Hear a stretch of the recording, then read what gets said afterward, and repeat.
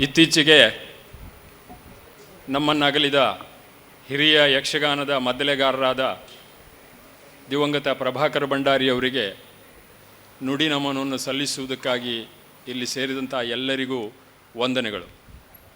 ನುಡಿ ನಮನದ ಪ್ರಾರಂಭದಲ್ಲಿ ಯಕ್ಷಗಾನೀಯವಾದಂಥ ಗಣಪತಿ ಪೂಜೆ ನಡೆಯಲಿದೆ.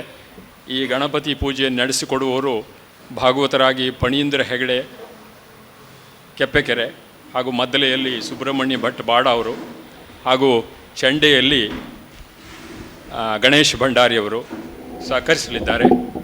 ಹಾಗೆಯೇ ಕರ್ಕಿಯ ಅತ್ಯಂತ ಹಿರಿಯ ಕಲಾವಿದರಾದ ಸತ್ಯನಾರಾಯಣ ಹಾಸ್ಯಗಾರರು ಕೂಡ ಧ್ವನಿಗೂಡಿಸಲಿದ್ದಾರೆ. ಇದಾದ ಮೇಲೆ ಮೌನಾಚರಣೆ ಮತ್ತು ನುಡಿ ನಮನ ಮುಂದುವರಿಲಿದೆ.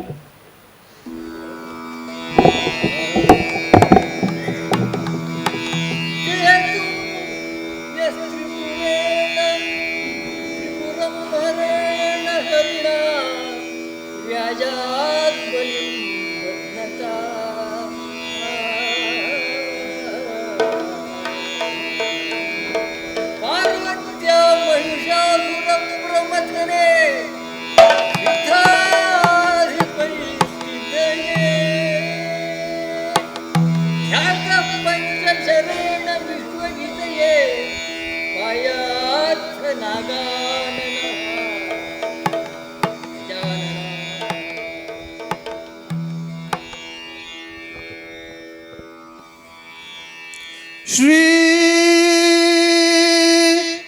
ಗುರುಗಣಾಧಿಪತಯೇ ನಮಃ.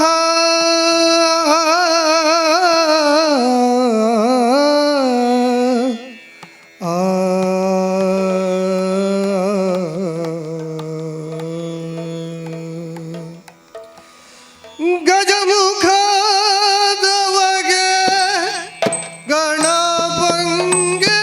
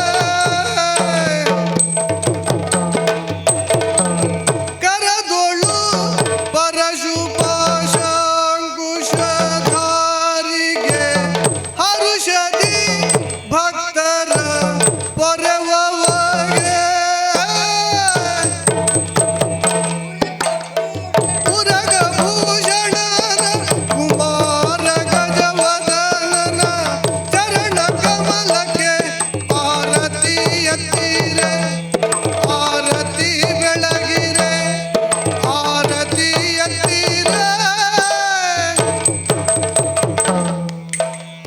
ಗಜಮುಖದವಗೆ ಗಣಪಂಗೆ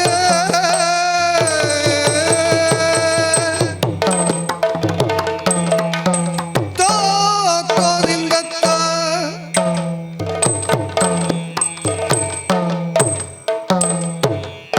ವಕ್ರತುಂಡ ಮಹಾಗಾಯ ಕೋಟಿ ಸೂರ್ಯ ಸಮಪ್ರಭಾ ನಿರ್ವಿಘ್ನಂ ಕುರು ಮೇ ದೇವ ಸರ್ವಕಾರ್ಯೇಷು ಸರ್ವದಾ. ಆ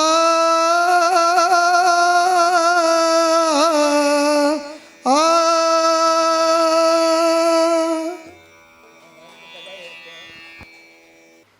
ಪ್ರಭಾಕರ ಭಂಡಾರಿಯವರು ನಿಧನರಾದಂಥ ಇದೇ ಸಂದರ್ಭದಲ್ಲಿ ಇತ್ತೀಚೆಗೆ ಅವರಿಗೆ ನಾವು ಮೌನಾಚರಣೆ ಮಾಡುವ ಜೊತೆಯಲ್ಲಿ ಯಕ್ಷಗಾನದ ಅತ್ಯಂತ ಹಿರಿಯ ಭಾಗವತರಾದ ಕಡತೋಕ ಲಕ್ಷ್ಮೀನಾರಾಯಣ ಭಾಗವತರು ಕೂಡ ನಮ್ಮನ್ನಾಗಲಿದ್ದಾರೆ. ಅವರಿಗೂ, ಯಾಕೆಂದರೆ ನಾಡಿದ್ದು ಅವರ ವೈಕುಂಠ ಸಮಾರಾಧನೆ. ಹಾಗೆಯೇ ಯಕ್ಷಗಾನ ಕ್ಷೇತ್ರದ ಅತ್ಯಂತ ಹಿರಿಯ ಪ್ರಸಂಗಕರ್ತರಾದ ಕಂದ ಅವರ ರಘುರಾಮ ಶೆಟ್ಟಿಯವರು ಅಗಲಿದ್ದಾರೆ. ಈ ಮೂರು ಜನರಿಗೆ ಮತ್ತು ಇತ್ತೀಚೆಗೆ ನಮ್ಮನ್ನಗಲಿದಂಥ ಎಲ್ಲ ಯಕ್ಷಗಾನದ ದಿವ್ಯ ಚೇತನಗಳಿಗೆ ನಾವು ಮೌನಾಚರಣೆಯನ್ನು 1 ನಿಮಿಷದ ಮಟ್ಟಿಗೆ ಮಾಡೋದ್ರ ಮೂಲಕ ಅವರ ಆತ್ಮಕ್ಕೆ ಚಿರಶಾಂತಿಯನ್ನು ಕೋರೋಣ.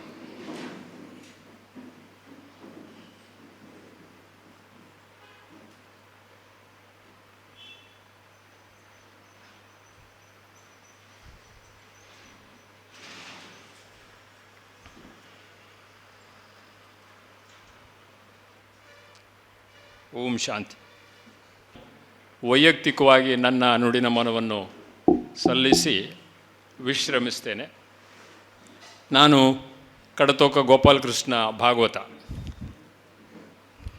ನಾನು ಪ್ರಭಾಕರ್ ಭಂಡಾರಿಯವರಿಗೆ ನುಡಿನಮನನ್ನು ಸಲ್ಲಿಸುವ ಬಹುದಾದಷ್ಟು ಹಿರಿಯನಲ್ಲ.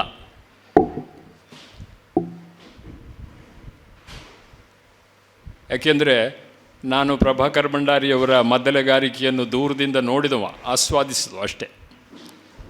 ಅದರಲ್ಲಿಯೂ ನಮಗಿನ್ನೂ ಸರಿಯಾಗಿ ಯಕ್ಷಗಾನದ ಕುರಿತು ಸಾಕಷ್ಟು ಪ್ರಜ್ಞೆ ಬೆಳೆಯುವುದಕ್ಕಿಂತ ಮೊದಲು, ಅಂದರೆ 80ರ ದಶಕದಲ್ಲಿ ಕಾಳಿಂಗನಗೌಡರ ಉಚ್ಛ್ರಾಯ ಕಾಲದಲ್ಲಿ ಸಾಲಿಗ್ರಾಮ ಮೇಳದಲ್ಲಿ ಪ್ರಭಾಕರ್ ಭಂಡಾರಿಯವರು ಕಾಳಿಂಗನಗೌಡರಿಗೆ ಮದ್ದಲೆ ಬಾರಿಸಿದ್ದನ್ನು ನೋಡಿ ನಾವು ಸಂತೋಷಪಟ್ಟವರು. ಕಾಳಿಂಗನಗೌಡರಿಗೆ ಯಲ್ಲಾಪುರ ಶಂಕರ ಭಾಗವತರು ಬಾರಿಸಿದ್ದನ್ನು ನಾವು ಕೇಳಿದ್ದೇವೆ. ಹೆಗ್ಗೋಡು ಸುಧಾಕರ್ ರಾಯರ ಬಾರಿಸಿದ್ದನ್ನು ನಾವು ಕೇಳಿದೆ. ನಾವೆಲ್ಲ ಅವಾಗ ಹುಡುಗಾಟಿಕೆ ಹೆಚ್ಚು, ಅಂದರೆ ಆ ಹೊಸ ಪ್ರಸಂಗದ ಕಥೆ, ಕೆಲವೊಂದು ಪದ್ಯ, ಅದರನ್ನು ಎಂಜಾಯ್ ಮಾಡುವುದಕ್ಕೆ ಆಚೆಗೆ ನಾವು ವಿಚಾರಿಸುವಂಥ ಶಕ್ತಿ ನಮಗಿರಲಿಲ್ಲ. ಆದರೆ ತುಂಬ ಎಳವೆಯಲ್ಲಿ, ಅಂದರೆ 18 ವರ್ಷ ಇರುವಾಗ ಸಾಲಿಗ್ರಾಮ ಮೇಳದ ಆಟ ನಮ್ಮೂರಿಗೆ ಬಂದಾಗ, ಸಾಮಾನ್ಯವಾಗಿ ಹಳದಿಪುರ ಜಾತ್ರೆಯಲ್ಲಿ ಕಾಳಿಂಗನಗೌಡರು ನಮ್ಮ ಮನೆಗೆ ಬರ್ತಾಯಿದ್ರು. ನಮ್ಮ ತಂದೆಯವರು ಕೂಡ ಆ ಸಮಯದಲ್ಲಿ 1 ದಿವಸದ ಮಟ್ಟಿಗೆ ಅವರಿಗೆ ರಜೆ ಸಿಗ್ತಾಯಿತ್ತು ಧರ್ಮಸ್ಥಳ ಮೇಳದಲ್ಲಿ. ಆ ಜಾತ್ರೆಯ ಮರುದಿವಸ, ಆಟದ ಮರುದಿವಸ ಸಾಮಾನ್ಯವಾಗಿ ಕಾಳಿಂಗನಗೌಡರು ನಮ್ಮ ಮನೆಗೆ ಬಂದು ಅವರು ಬೆಳಗ್ಗೆ ಮಧ್ಯಾಹ್ನದವರೆಗೆ ಬರೀ ನಮ್ಮ ತಂದೆಯವರೊಟ್ಟಿಗೆ ಲೋಕಾಭಿರಾಮವು ಮಾತಾಡಿ ಸಂಜೆ ಕ್ಯಾಂಪಿಗೆ ಹೋಗುವುದು ಒಂದು ಸಾಮಾನ್ಯ 7-8 ವರ್ಷದವರೆಗೆ ನಡೆದಂಥ ಒಂದು ರೂಢಿ. ಆ ಸಂದರ್ಭದಲ್ಲಿ ಕಾಳಿಂಗನಗೌಡರು ನನಗೆ ಹೇಳಿದಂಥ, ಅವರು ನಮ್ಮ ತಂದೆಯವರ ಒಟ್ಟಿಗೆ ಒಂದು ರೀತಿಯಲ್ಲಿ ಮದ್ದಲೆಗಾರಿಕೆ, ಚಂಡೆ, ಕಲಾವಿದರು, ಅವರ ಕಲಾ ಪ್ರಸ್ತುತಿ, ಅವರ ಗುಣ ದೋಷಗಳ ಕುರಿತು ಹಿರಿಯ ಕಲಾವಿದರು ಮಾಡಿದಂಥ ಮಾತುಕತೆಗಳನ್ನು ದೂರದಿಂದ ಕೇಳಿದ ನನಗೆ ಆ ಕಾಲದಲ್ಲಿ ಯಕ್ಷಗಾನದ ಮದ್ದಲೆಗಾರಿಕೆ, ಚಂಡೆ, ವೇಷಕ್ಕೆ ಒಂದು ನನ್ನದೇ ಆದಂಥ ಒಂದು ಅಭಿಪ್ರಾಯಕ್ಕೆ ಬರುವುದಕ್ಕೆ ಸಾಧ್ಯವಾಯಿತು ಅಂತ ಹೇಳ್ಬೋದು. ಕಾಳಿಂಗನಗೌಡರಿಗೆ ಆಗ ಪ್ರಭಾಕರ್ ಭಂಡಾರಿಯವರು ಮದ್ದಲೆಯನ್ನು ನುಡಿಸ್ತಾ ಇದ್ದಂಥ ಕಾಲ. ಆಗ ಅವರು ಹೇಳಿದರು, ನಮ್ಮ ತಂದೆಯವರು ಕಡತೋಕ ಮಂಜುನಾಥ ಭಾಗವತರು, ಅವರಿಗೆ ದುರ್ಗ ಪುಗುಡಿಗಾರರ ಮೇಲೆ ಭಾಳ ಅಭಿಮಾನ. ಹಾಗೆ ಅವರು ದುರ್ಗ ಪುಗುಡಿಗಾರರ ಮದ್ದಲೆಯ ಗುಣಮಟ್ಟ ಇದ್ರ ಬಗ್ಗೆ ಎಲ್ಲ ಹೇಳಿದರು. ಹಾಗೆ ಶಂಕರ ಭಾಗವತರು. ಆಗ ಕಾಳಿಂಗನವರು ಒಂದು ಮಾತನ್ನು ಹೇಳಿದರು. ದುರ್ಗಪ್ಪ ಗುಡಿಗಾರರು, ಶಂಕರ ಭಾಗವತರು ಇವರೆಲ್ಲ ಒಳ್ಳೆ ಮದ್ದಲೆಗಾರರು, ಅದರಲ್ಲಿ ಪ್ರಶ್ನೆ ಇಲ್ಲ. ಆದರೆ ಒಂದು ಭಾವಪೂರ್ಣವಾದ ಭಾಗವತನ ಪದ್ಯಕ್ಕೆ ಭಾಗವತನನ್ನು ಓವರ್ಟೇಕ್ ಮಾಡದೆ ಭಾಗವತನ ಪದ್ಯವು ಸಂಪೂರ್ಣವಾಗಿ ಅದರ ಸೌಂದರ್ಯ ಅನಾವರಣಗೊಳ್ಳುವಂತೆ ಮದ್ದಲೆ ಬಾರಿಸುವವರಲ್ಲಿ ಪ್ರಭಾಕರ ಭಂಡಾರಿಯನ್ನು ಮೀರಿಸುವವರಿಲ್ಲ ಅಂತ ಸುಮಾರು 40 ವರ್ಷಗಳ ಹಿಂದೆ ಕಾಳಿಂಗನವರು ಹೇಳಿದಂಥ ಈ ಮಾತು ನನಗೆ ಇವತ್ತು ನೆನಪಾಗ್ತಾ ಇದೆ. ಉಳಿದಂತೆ ಪ್ರಭಾಕರ ಭಂಡಾರಿಯವರಿಗೆ ಮಾತನಾಡುವುದಕ್ಕೆ ನಾನು ಯಾವುದೇ ರೀತಿಯಲ್ಲೂ ಅರ್ಹನಲ್ಲ. ನಮ್ಮ ಕರ್ಕಿ ಪರಂಪರೆಯ ಹಿರಿಯ ಸತ್ಯನಾರಾಯಣ ಹಾಸ್ಯಗಾರರಿಗೆ ನೀವು ನುಡಿನಮನಕ್ಕೆ ಬನ್ನಿ ಅಂತ ಹೇಳಿದಾಗ ಅವರು ಇಡೀ ಕುಟುಂಬದ ವರ್ಣಮಯವಾದ ಇತಿಹಾಸದ ಇದನ್ನೇ ನಮ್ಮ ಎದುರಿನಲ್ಲಿ ತೆರೆದಿಟ್ಟರು. ಪ್ರಭಾಕರ ಭಂಡಾರಿಯವರ ತಂದೆಯವರ ಬಗ್ಗೆ ನನಗೆ ಗೊತ್ತುಂಟು ಅಂತ ಹೇಳಿದರು. ನೋಡಿ ವಿಪರ್ಯಾಸ, ನಾನು ಮತ್ತು ಸತ್ಯಾಸಿಗಾರ ಇವತ್ತು ಕಾರ್ ಮೇಲೆ ಬಂದರು. ನನಗೂ ಪ್ರಭಾಕರ ಭಂಡಾರಿಯವ್ರ ಬಗ್ಗೆ ಮಾತಾಡೋದಕ್ಕೆ ನಾನು ಅರ್ಹಲ್ಲ. ಅವ್ರು ಹೇಳಿದರು ನಾನು ಅವರ ಅಪ್ಪನ ಬಗ್ಗೆ ಮಾತಾಡ್ತೇನೆ. ಅಂದರೆ ಪ್ರಭಾಕರ ಅವರ ಅಪ್ಪನ ಬಗ್ಗೆ ಮಾತಾಡುವವರು, ಪ್ರಭಾಕರ ಭಂಡಾರಿಯವರ ಮಗ ಪರಮೇಶ್ವರ ಭಂಡಾರಿ ಅಂಥವ್ರ ಬಗ್ಗೆ ಮಾತನಾಡೋ ನಾವಿಬ್ಬರು ಒಟ್ಟಿಗೆ ಕಾರಿನ ಮೇಲೆ ಬಂದ್ವಿ. ಯೋಗ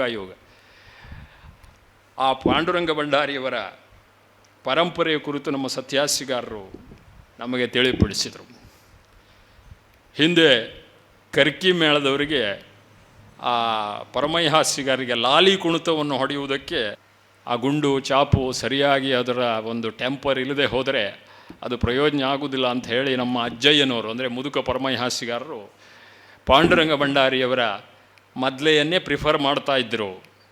ಆ ಬೆರಳುರುಳಿಕೆಯ ಅಗ್ರಮಾನ್ಯ ಮದ್ಲೆಗಾರರಾದ ಮಕ್ಕಿಯ ಮಹಾಬಲೇಶ್ವರ ಹೆಗ್ಡೆಯವರು ಮತ್ತು ನಮ್ಮ ಧರ್ಮಶಾಲೆ ಮಹಾಬಲೇಶ್ವರ ಭಟ್ರಿಗಿಂತ ಅಂತ ಹೇಳಿದರು. ಇಲ್ಲಿ ನಾವು ಸೂಕ್ಷ್ಮ ಏನಂತಂದರೆ ನಮ್ಮ ಉತ್ತರ ಕನ್ನಡ ಜಿಲ್ಲೆಯ ಪರಂಪರೆಯಲ್ಲಿ ಎರಡೂ ಇತ್ತು, ಬೆರಳು ಉರುಳಿಕೆ ಮತ್ತು ಹಸ್ತ ಉರುಳಿಕೆ ಇದೆಯಲ್ಲ.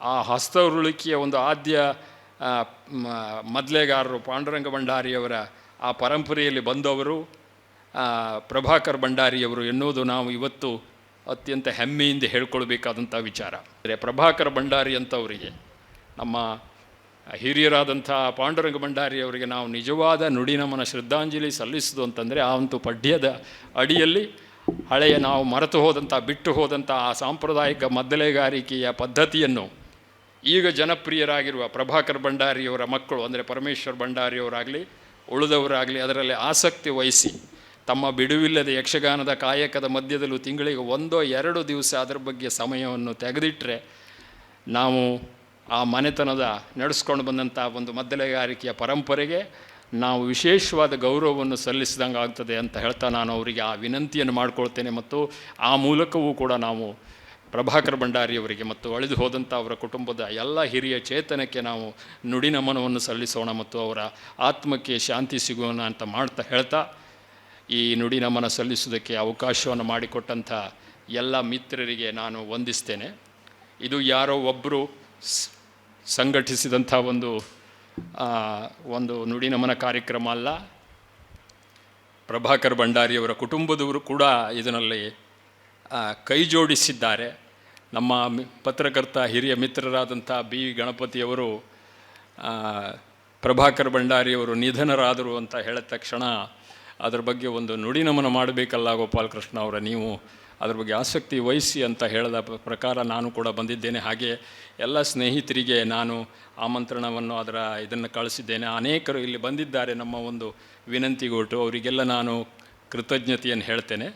ಮತ್ತು ಎಲ್ಲರೂ ಕೂಡ ಆ ನುಡಿನಮನದಲ್ಲಿ ಪಾಲ್ಗೊಂಡದಕ್ಕೆ ನಾನು ಅವರಿಗೆ ಧನ್ಯವಾದವನ್ನು ಸಮರ್ಪಿಸ್ತೇನೆ. ಈಗ ಈ ಒಂದು ನುಡಿನಮನ ಕಾರ್ಯಕ್ರಮದಲ್ಲಿ ಪ್ರಥಮವಾಗಿ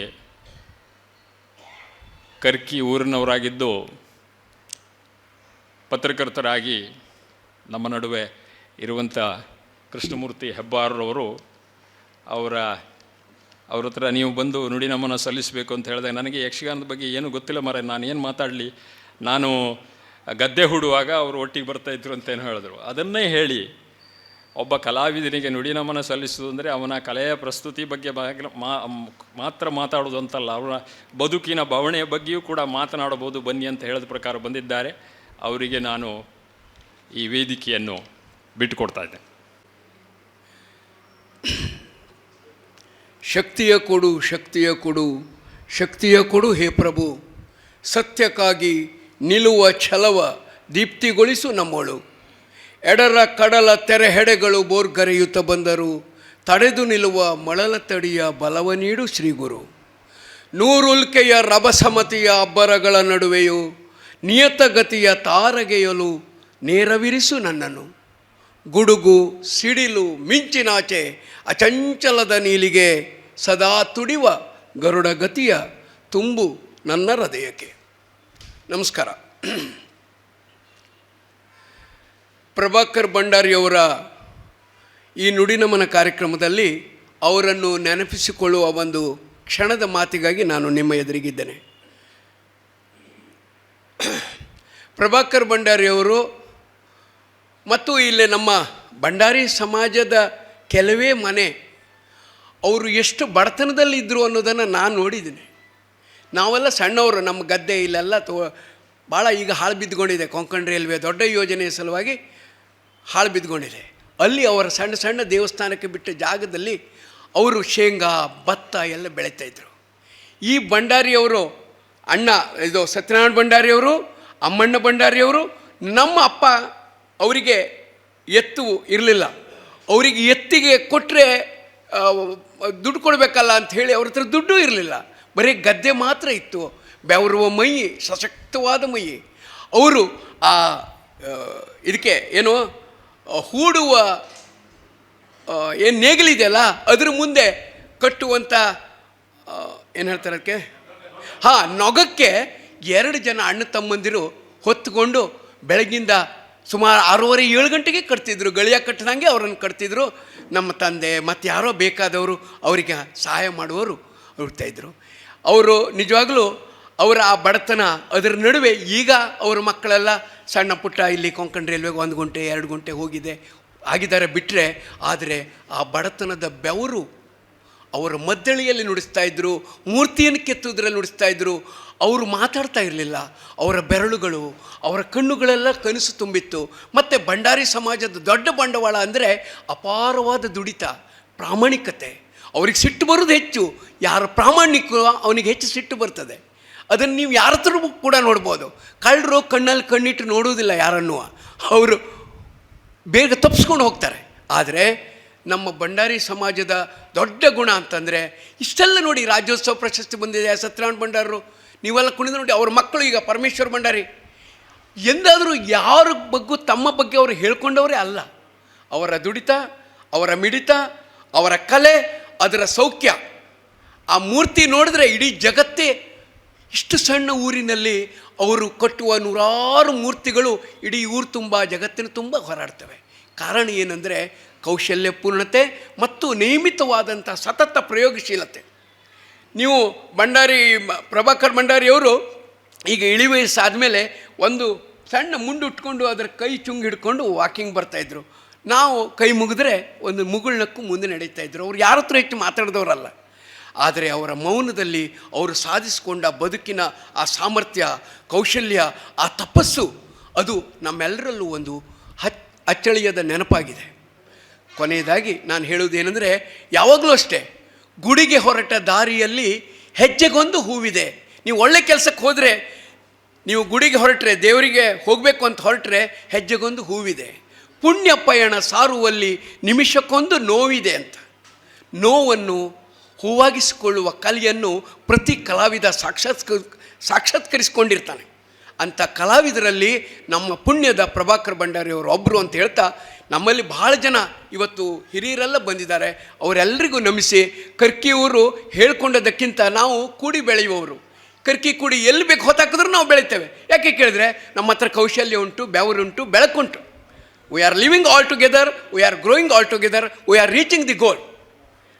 ಹೀಗಾಗಿ ಪ್ರಭಾಕರ್ ಭಂಡಾರಿಯವರು ಅವರ ಮಕ್ಕಳ ಮೂಲಕ, ಅವರ ಕಲೆಯ ಮೂಲಕ ನಮ್ಮ ನಡುವೆ ಇದ್ದೇ ಇದ್ದಾರೆ. ಅವರು ಸತ್ತಿಲ್ಲ, ಅವರ ನೆನಪು ಅಮರ ಅಂತ ಹೇಳಿ ನಾನು ಮಾತನ್ನು ಮುಗಿಸ್ತೇನೆ. ನಮಸ್ಕಾರ. ನುಡಿನಮನದ ಒಂದು ಕರೆಯೋಲೆಯನ್ನು ನಮ್ಮ ಕರ್ಕಿ PV ಹಾಸ್ಯಗಾರವರ ಪುತ್ರ ಅಮೇರಿಕದಲ್ಲಿರುವ ಆನಂದ್ ಹಾಸ್ಯಗಾರವರಿಗೆ ಕಳಿಸಿದಂಥ ಸಂದರ್ಭದಲ್ಲಿ ಅವರು ದೂರದಿಂದಲೇ ಅವರಿಗೆ ನುಡಿನಮನ ಸಲ್ಲಿಸುವಂತೆ ಒಂದು ನುಡಿನಮನವನ್ನು ಅಕ್ಷರ ರೂಪದಲ್ಲಿ ಕಳಿಸಿದ್ದಾರೆ. ಅದನ್ನು ನಿಮ್ಮೆದುರಿನಲ್ಲಿ ನಾನು ಓದ್ತೇನೆ.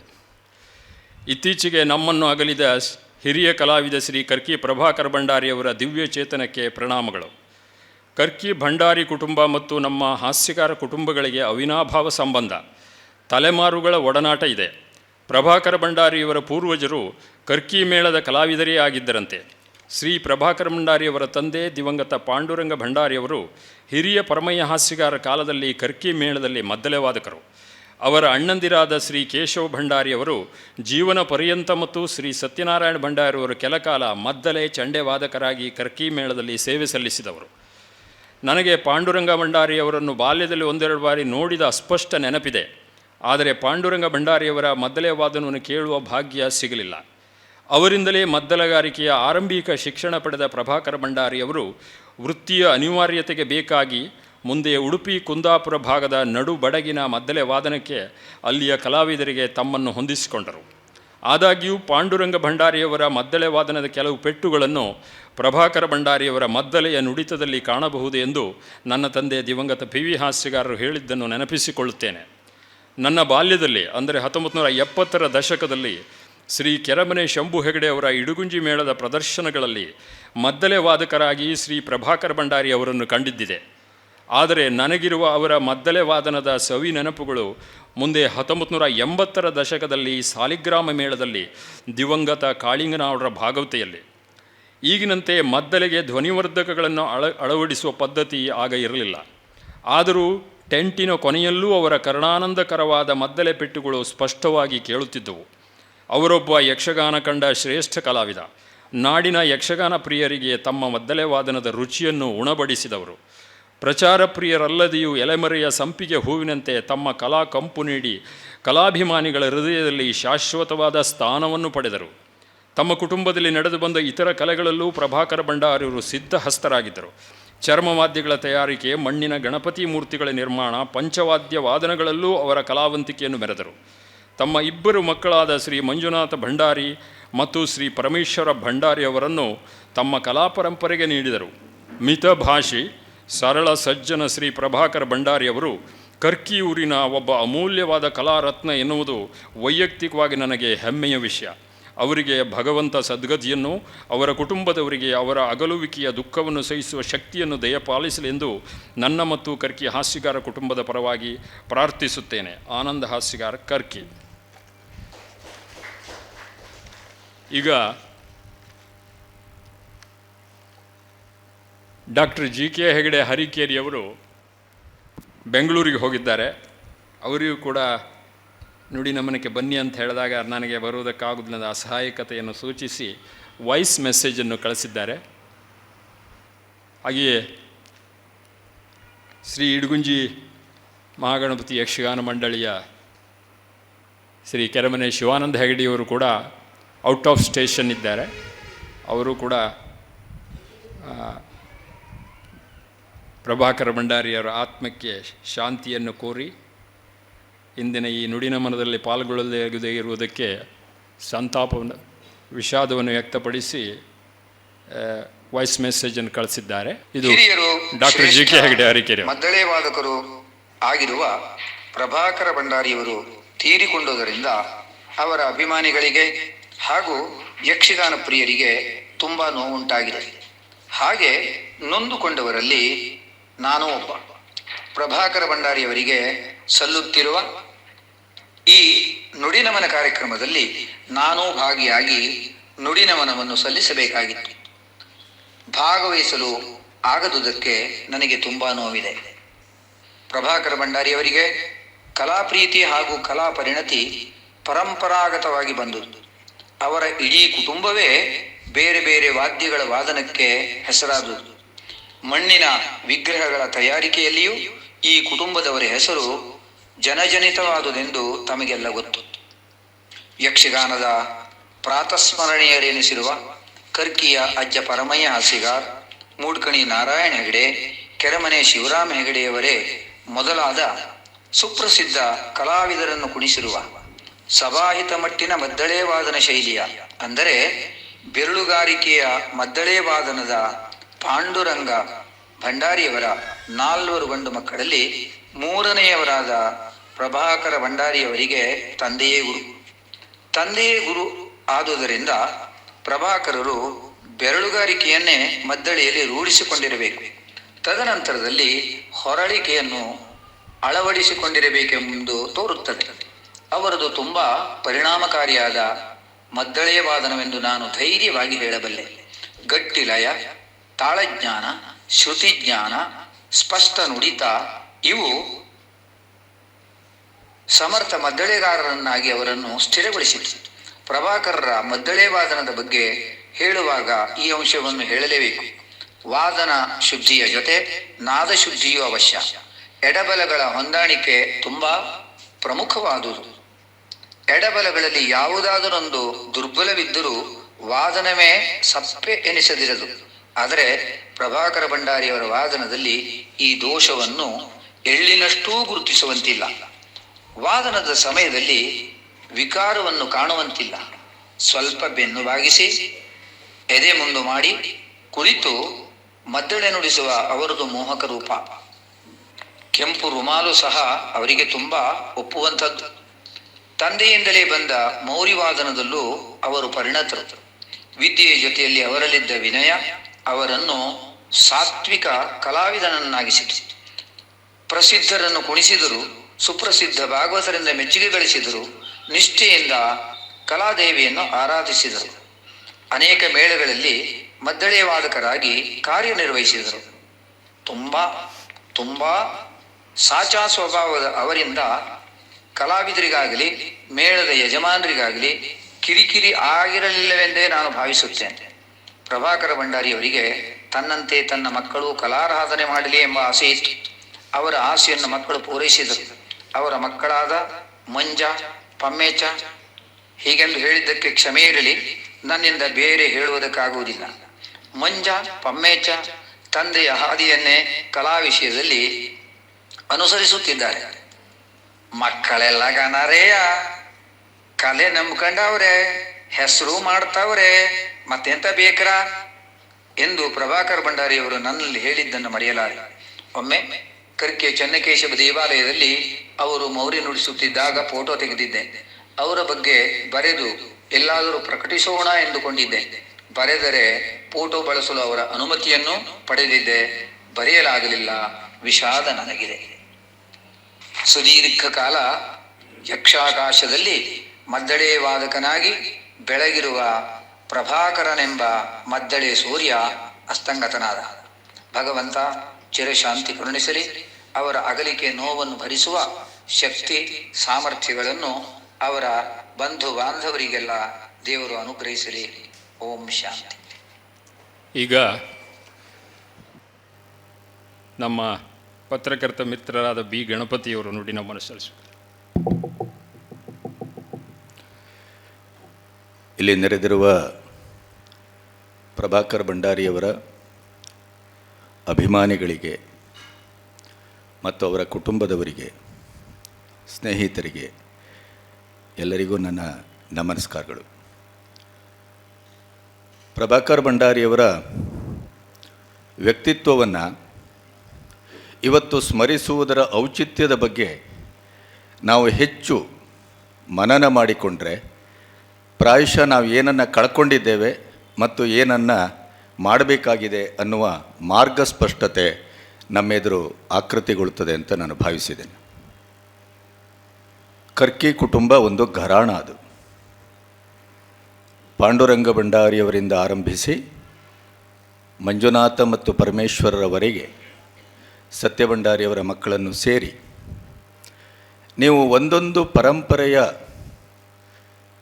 ಲಾಲಿತ್ಯವನ್ನು, ಅಭಿವ್ಯಕ್ತಿಯನ್ನು, ವಾದನದ ಪರಂಪರೆಗೆ ಅವರು ಕೊಟ್ಟಂಥ ಗುಂಪು ಚಾಪುಗಳ ಮಧ್ಯೆಯೂ ಅವರ ಸಂಶೋಧಿತ ಪೆಟ್ಟುಗಳನ್ನು ಗಮನಿಸ್ತಾ ಹೋದರೆ ಅದೊಂದು ಪಠ್ಯ. ಅದು ದೌರ್ಭಾಗ್ಯ ಅಂತಂದರೆ ನಾವು ಅದರ ಒಂದು ದಾಖಲೀಕರಣ ಮಾಡೋದರಲ್ಲಿ ತೀವ್ರವಾಗಿ ಸೋತಿದ್ದೇವೆ. ನಮ್ಮ ವಿಠ್ಠಲ ಒಂದು ಸರಿ ಇಡೀ ನಮ್ಮ ಪಂಚವಾದ್ಯದ ಸಮಾವೇಶವನ್ನು ಮಾಡುವ ಅಪರೂಪದ ಚಾರಿತ್ರಿಕವಾದಂಥ ಸಾಹಸವನ್ನು ಮಾಡಿದ್ದನ್ನು ಬಿಟ್ಟರೆ ನಾವು ಯಾವುದನ್ನು ಉಳಿಸ್ಕೊಂಡಿಲ್ಲ ಅಂತ. ಪ್ರಭಾಕರ್ ಭಂಡಾರಿಯವರೊಟ್ಟಿಗೆ 2002ರಿಂದ ಅವರಿಗೆ ರಾಜ್ಯ ಪ್ರಶಸ್ತಿ ಬಂದಾಗ ಮತ್ತು ನಾನು ದಕ್ಷಿಣ ಕನ್ನಡದಲ್ಲಿ ಇದ್ದದ್ರಿಂದ ತಿಮ್ಮಪ್ಪ ಮದ್ಲೆಗಾರರಿಂದ ಹಿಡಿದು ಉಪ್ಪೂರವರಿಂದ ಹಿಡಿದು ಮರವಂತೆ ನರಸಿಂಹಭಾಗವತರಿಂದ ಹಿಡಿದು ಶೇಣಿಯವರ ಅಂತ ದಿವ್ಯ ಚೇತನದವರೆಗೆ ಒಡನಾಡುವ ಒಂದು ಸೌಭಾಗ್ಯ ನನಗೆ ದಕ್ಕಿದ್ರಿಂದ ಪ್ರಭಾಕರ ಭಾವ ಅಂತ ನಾವು ಕರೆಯುವ ಅವರ ಮದ್ದಲೆಯ ಒಟ್ಟು ವಾದನದ ಶೈಲಿಯ ಬಗ್ಗೆ, ಅದರ ಶ್ರೇಷ್ಠತೆಯ ಬಗ್ಗೆ, ಅದರ ತಪಸ್ಸಿನ ಬಗ್ಗೆ ಅವರು ಬಹಳಷ್ಟು ಮಾತಾಡಿದ್ದನ್ನು ಗಮನಿಸಿದ್ದೇನೆ ನಾನು. ಪ್ರಭಾಕರ ಭಾವ ಒಂದು ಅರ್ಥದಲ್ಲಿ ಮದ್ದಲೆ ಅವರ ಜೀವನದ ಎರಡನೆಯ ಅವತಾರ. ಅದು ಅವರು ಮೊದಲು ಚಂಡೆ ಬಾರಿಸ್ತಾ ಇದ್ದರು 20 ವರ್ಷ. ನನಗೆ ತಿಮ್ಮಪ್ಪ ಮದ್ಲೆಗಾರರೊಟ್ಟಿಗೆ ಅವರ ಜೀವನದ ಕೊನೆಯ ಭಾಗ ಮಾತಾಡುವ ಸುಯೋಗ. ಪ್ರಭಾಕರ್ ಭಾವನ ಚಂಡೆ, ತಿಮ್ಮಪ್ಪ ಮದ್ಲೆಗಾರರ ಮದ್ದಲೆ. ಸ್ವತಃ ಪ್ರಭಾಕರ ಭಂಡಾರಿಯವರೇ ಹೇಳಿಕೊಂಡ ಪ್ರಕಾರ ತರಂಗದಲ್ಲಿ ಅದನ್ನು ದಾಖಲೆ ಮಾಡಿದ್ದೇನೆ ನಾನು. ಹಲವು ವಾದನದ ಶೈಲಿಗಳನ್ನು ಸಾಂಪ್ರದಾಯಿಕ ಚೌಕಟ್ಟಿನ ಒಳಗಡೆ ಅದನ್ನು ಹೊಸ ರೀತಿಯಲ್ಲಿ ಪ್ರೆಸೆಂಟ್ ಮಾಡೋದು ಹೇಗೆ ಅನ್ನೋದನ್ನು ನಾನು ತಿಮ್ಮಪ್ಪ ಮದ್ಲೆಗಾರರಿಂದ ಕಲ್ತಿದ್ದೇನೆ ಅಂತ. ಅದೇ ರೀತಿಯಲ್ಲಿ ಅವರು ತಿಮ್ಮಪ್ಪ ಮದ್ಲೆಗಾರರು ವಾದನದ ಸುಖ ಮತ್ತು ಸೌಖ್ಯ ಎಲ್ಲಿ ದಕ್ಕುತ್ತಾ ಇತ್ತು ಅಂತಂದರೆ ಪ್ರಭಾಕರ ಭಾವನ ಚಂಡೆ ಮತ್ತು ತನ್ನ ಮದ್ದಲೆಯ ಆ ಸುಖಾನುಭವವನ್ನು ಅದ್ಭುತವಾಗಿ ಹೇಳಿಕೊಂಡದ್ದನ್ನು ನಾನು ಗಮನಿಸಿದ್ದೇನೆ. ಪಾಂಡುರಂಗ ಭಂಡಾರಿಯವರೇ ಗುರುಗಳು. ಬೆರಳು ಹೊಡಕೆಯಿಂದ ಆರಂಭ. ಅದು ಕೇಶವ ಭಂಡಾರಿ ಮತ್ತು ಸತ್ಯನಾರಾಯಣ ಭಂಡಾರಿ. ನೋಡಿ, ಈಗಿನ ಸಂದರ್ಭದಲ್ಲಿ ಸಹೋದರತ್ವ ಕೂಡ ಎಷ್ಟು ವಾಚ್ಯವಾಗಿದೆ ಮತ್ತು ಎಷ್ಟು ವೈರುಧ್ಯವಾಗಿದೆ ಅನ್ನೋದನ್ನು ನಾವು ನೋಡ್ತಾ ಇದ್ದೇವೆ.